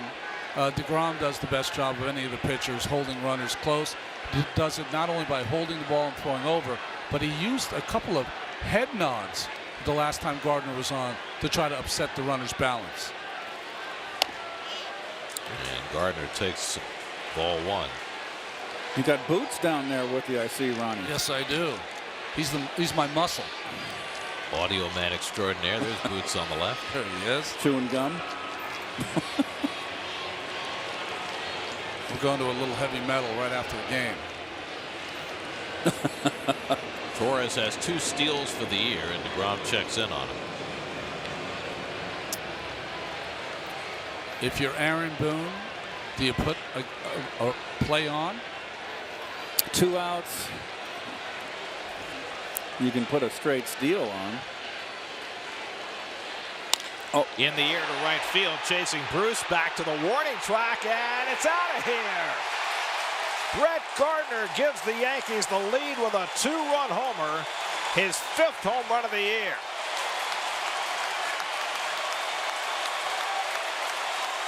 And the Yankees go in front 3-1 in the 8th. Oh, and the reaction from Degrom. A game where one mistake. It felt like a changeup up here. It is, Ron. Circle change up and down the middle. And Gardner, as I said, the pesky little Gardner.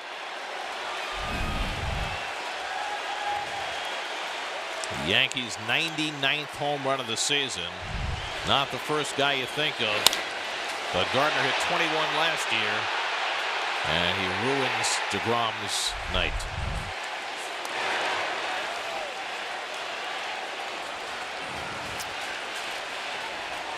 Let's quickly get the bullpen going as Judge, who drove in the first Yankee run with a sac fly, waits. And he takes a strike, 2-1. All right, we got to get refocused here, right, RJ? You can't, yeah, you got to go right after Judge, but I was thinking that it's a tough place to be when one mistake costs you. That one caught Mesoraco.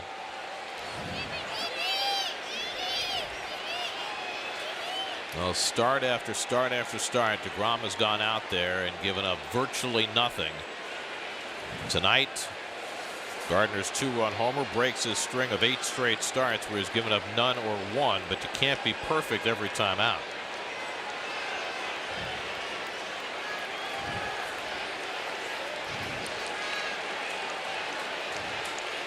And I would think, Ronnie, at some point it's got to psychologically weigh on you.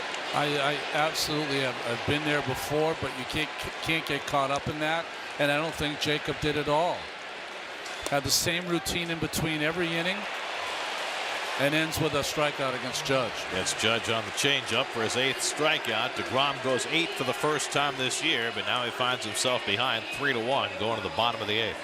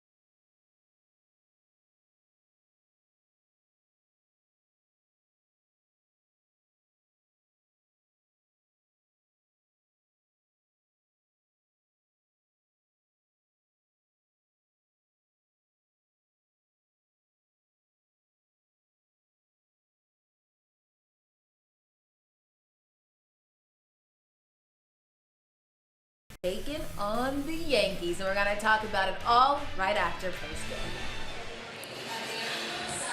Well, the Mets find themselves behind for the first time tonight, 3-1 as we go to the bottom of the 8th. Brett Gardner's 2-run homer off Jacob Degrom, snapping a 1-1 tie. And Jake getting pats on the back from his manager and his pitching coach. His turn at bat will come up here in the bottom of the 8th, and all he can do is watch and hope. Wow. Dellin Betances is on to pitch the bottom of the 8th for the Yankees, and Adrian Gonzalez takes a strike. Things have been getting better for Betances, who was in a real rut earlier this year. Numbers still aren't great, but much better than they were, and a lot of strikeouts. Gonzalez hits one out to right, and Judge goes back to get it, 1 out.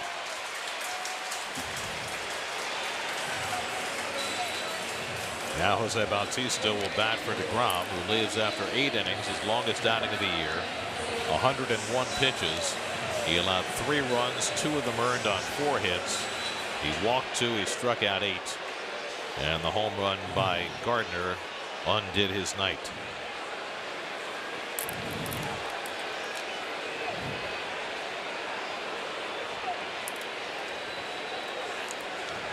I mean, his demeanor seems very calm.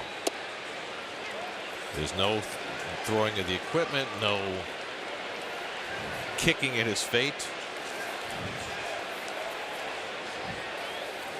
Some of the other pitchers on that staff should note and try to emulate.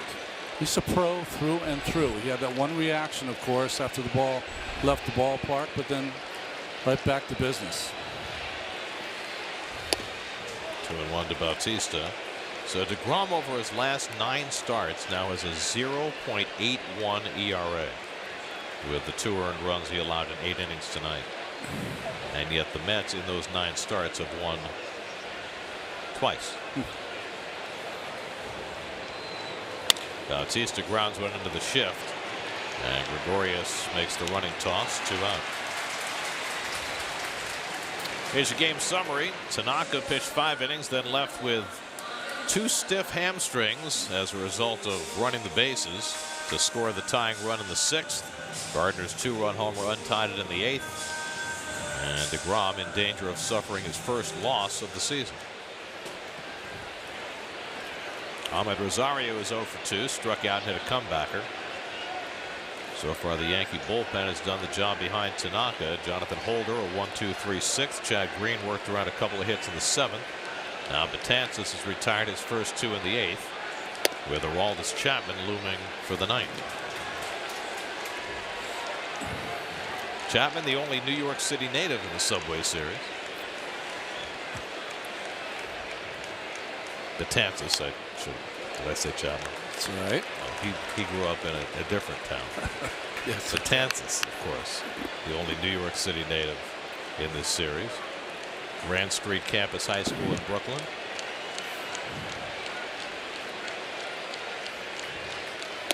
And he strikes out Rosario on the high slider. So Betances gets the Mets 1-2-3 in the bottom of the 8th.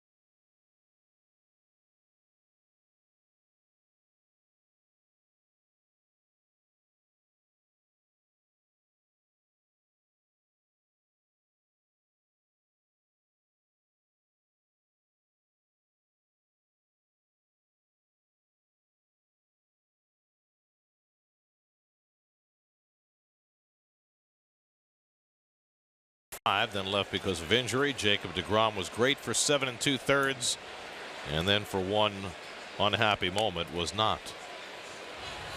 Paul Sewald on to pitch in the top of the 9th. Well, really struggled in his last appearance.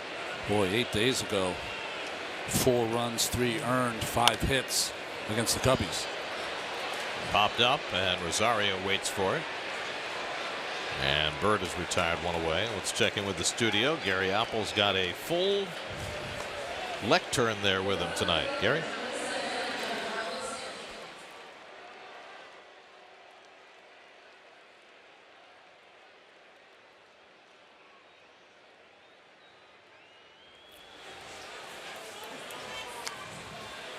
All right, guys.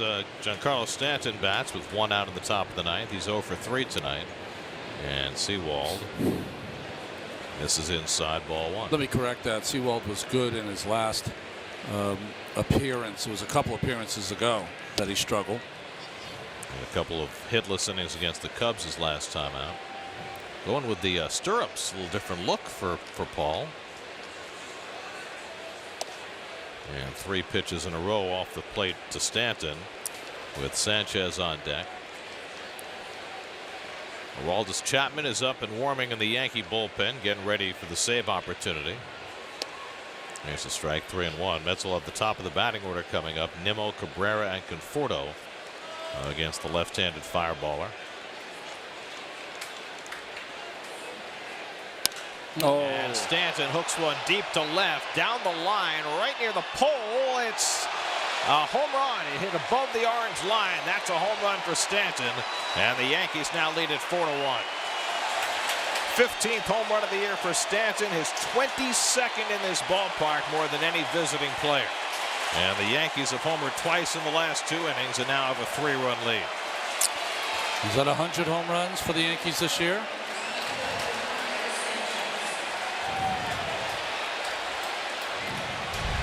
Right down in that corner, there's an orange line, and he hit it just above it. Towards the end of the bat on a slider that just didn't slide enough. And it just barely made it. Yep. So off the end of the bat, still a home run. So look how level he stays on the pitch belt high. Look at the extension of the arms. He had to reach for that ball.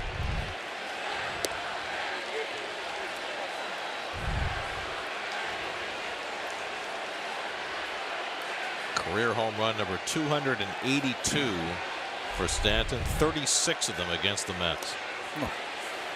Sanchez chases a slider, and it's 0-2. Boy, Sanchez has been the one hitter in this lineup, but just hasn't had it going on. Boy, he's had a tough time chasing bad sliders. By the way, 282 home runs for Stanton at age 28, with 9 years left on his contract. So project out. It's a very strong, capable home run hitter. In a year where, in an era where everybody hits 20, it's the special guys that can hit 50. And he hasn't gotten hot yet. 59 last year. 2-2 to Sanchez, and he fouls it back. Well, the thing that's been missing for Stanton is getting hot at home. He's really struggled at Yankee Stadium and has been booed there often, which is new fan base. Kind of remarkable. New fan base. They're 40-18 though. Yeah, raw. No, it's a tough town. Not that tough. You thought that at some point he would miss a couple of fastballs, be late, and hit it over that right field wall, and it would pay dividends. Because we've seen him hit them line to line. He doesn't pull all his home runs.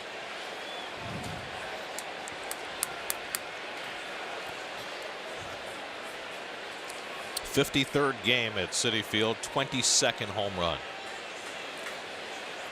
Projects out to a lot. Sanchez flies one to shallow center, and in comes Conforto, and that's the second out of the inning. Well, I've always said the real home run hitters are the guys that don't have to make perfect contact and the ball still goes out. That was a perfect example off the end, and he still wraps it around the foul pole. It's a pretty good 1-2 tandem. Here's Gregorius, who's 0 for 3. And he flies one to center. Another easy play for Conforto. And that retires the side, but Stanton extends the Yankees lead, and now the Mets will face Chapman in the bottom of the ninth, down 4-1.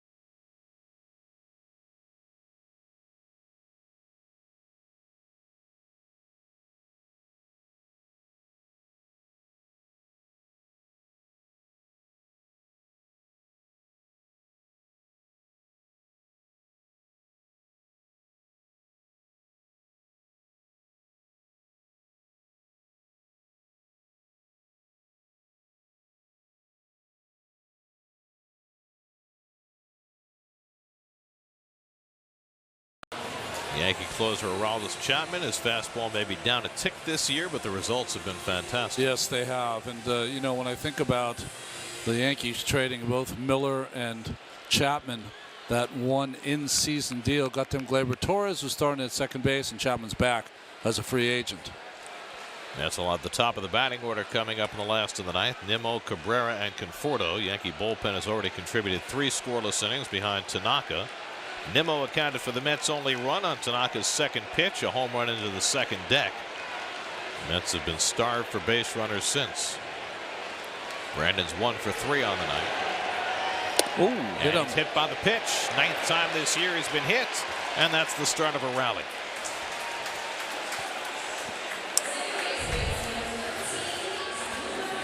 Kind of stayed in there, looking to got him. Well done. Third batter Chapman's hit this year, so the Mets need 1 more base runner to get the tying run to bat.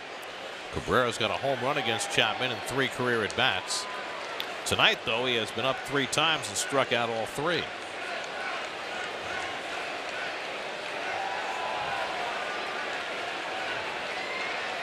And as Drubel attacking the first pitch and pulling it foul. We mentioned that Chapman's fastball is down a tick. A guy who at points in his career has been clocked at 105 miles an hour. Last year his average fastball velocity was 100. This year it's a mere 99. That fastball at 97. And he misses with a slider, and it's 2-0. Called it a strike. No. Yes, he did. Oh, really? Wow. And that makes it 0-2. It's a rare bad call tonight from Wegner. Thought it went around the plate and up.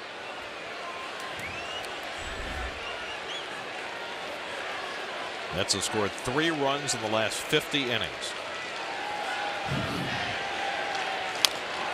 And that one's dribbled. It might be a base hit. Andujar has no play, and the Mets will get the tying run to bat. How about that? Cabrera chasing because of the previous call, and he hits a 40-foot infield hit. And the Mets on a hit batsman and a swinging bunt to have the first 2 men on. Out in front on a slide. I don't know why Chapman wants to throw his slider. And even if Andujar makes that play, he's not going to throw out Cabrera. So the Mets have a chance. Conforto has never faced Chapman. He'll face him here as the tying run in a 4-1 game.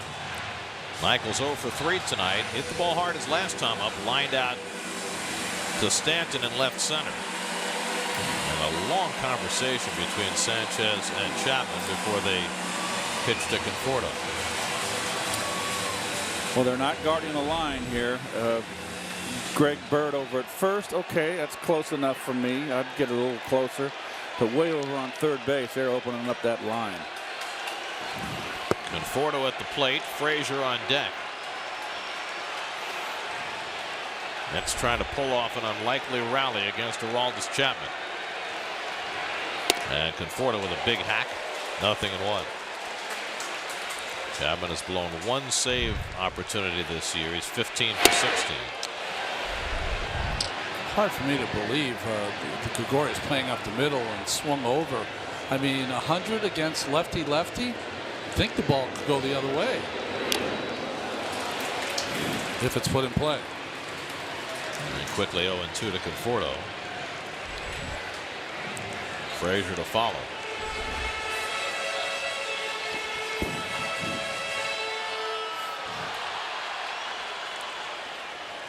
Nimmo and Cabrera aboard with nobody out.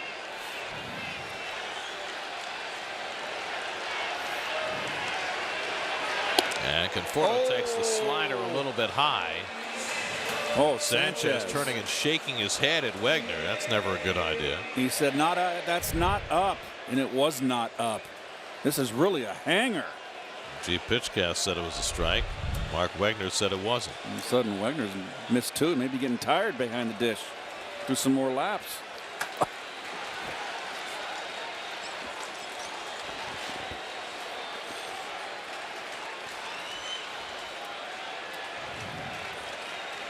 One-two coming. And Conforto hits it out to center. Coming on is Gardner. And he gets there for the first out. That's 2 hanging sliders from Chapman. Slider right there.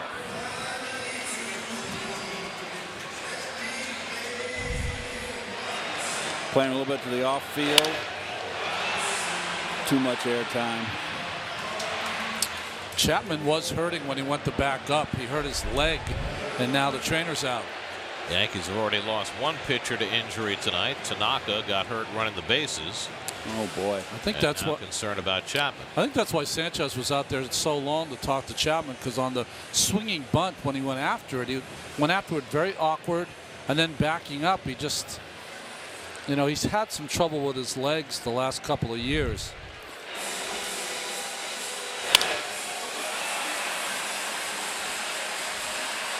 Oh, a little limp. They're definitely struggling as he moved toward a backup position. He's got a bad wheel. Doesn't seem to affect his fastball.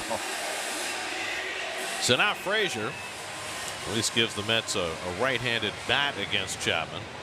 Frazier's 0 for 5 against Chapman in his career. He had a good-looking base hit his last time up, single to left. Just his second hit in 11 at bats since coming off the DL.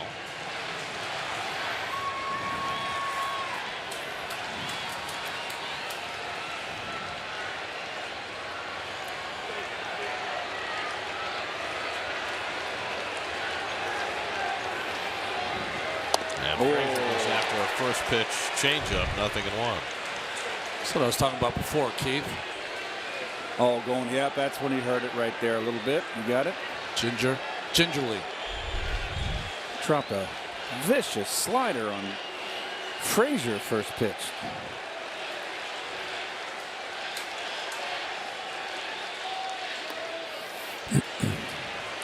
Ball to strike to Todd.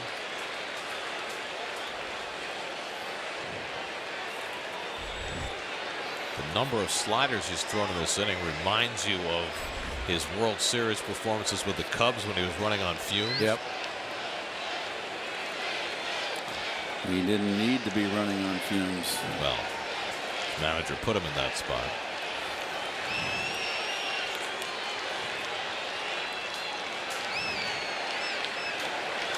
One and one to Frazier. And Todd sees a fastball and watches it low and away. 2-1. Well, he can bring it. Keith, what do you think when you face a guy who throws abnormally hard? Are you thinking start it early or just shorten your stroke? Get very crouched, ready to hit, and look away. 3/4 of the outer 3/4 of the plate. Pulled down to third. Andujar with a great stop. Gets the out at second. Well, that ball looked like it might be ticketed down the line, but the rookie third baseman Miguel Andujar makes a nice play and gets the force on Cabrera for the second out. That could be a game-saving play, and again, not playing the line almost burnt the Yankees. That is a terrific play, and if this game ends, this is the game saver right here. So very nice. Last year at the end of the year, Frazier's in that third base position, and now he gets robbed by the rookie. So the Mets are down to their final out of the night, and hoping Jay Bruce can keep it going. Jay had a bloop single to right his last time up. He's also drawn a walk. The only time he was retired, he hit one nearly to the fence in left center. Tying run at the plate with 2 out. And Bruce pops it up in right center. It's Judge to take charge, and the Yankees have taken the opener of this weekend series and handed the Mets their 7th consecutive loss. Mets are 0-7 on this homestand with 8 runs scored in the 7 games as Brett Gardner's 2-run homer off Jacob Degrom in the top of the 8th puts the Yankees in front to stay. Well, Degrom was excellent, but gave up a run, an unearned run with the misplay by Gonzalez at first base and made a mistake with his changeup, and Gardner didn't miss it. And Keith, the Mets offense just, it's hard to explain it. It's something I have never experienced. or seen visually in my career. It's just a tough run they're going through right now, and I have no explanation for it. I don't know if they're going to come out of this, but it's eating at them, that is for sure. Mets have scored 3 runs in their last 51 innings. There's your game summary presented by Fidelis Care. Tanaka left after 5. Yankee bullpen turned in 4 scoreless innings, so Chad Green gets the win. Degrom suffers his first loss of the year. His ERA for the season at 1.57. But the Mets continued to falter in Degrom's start. They've lost 7 of the last 9 games that he started. As the offensive brownout continues, Nimmo's home run accounting for the only Met run. More from Citi Field coming right up.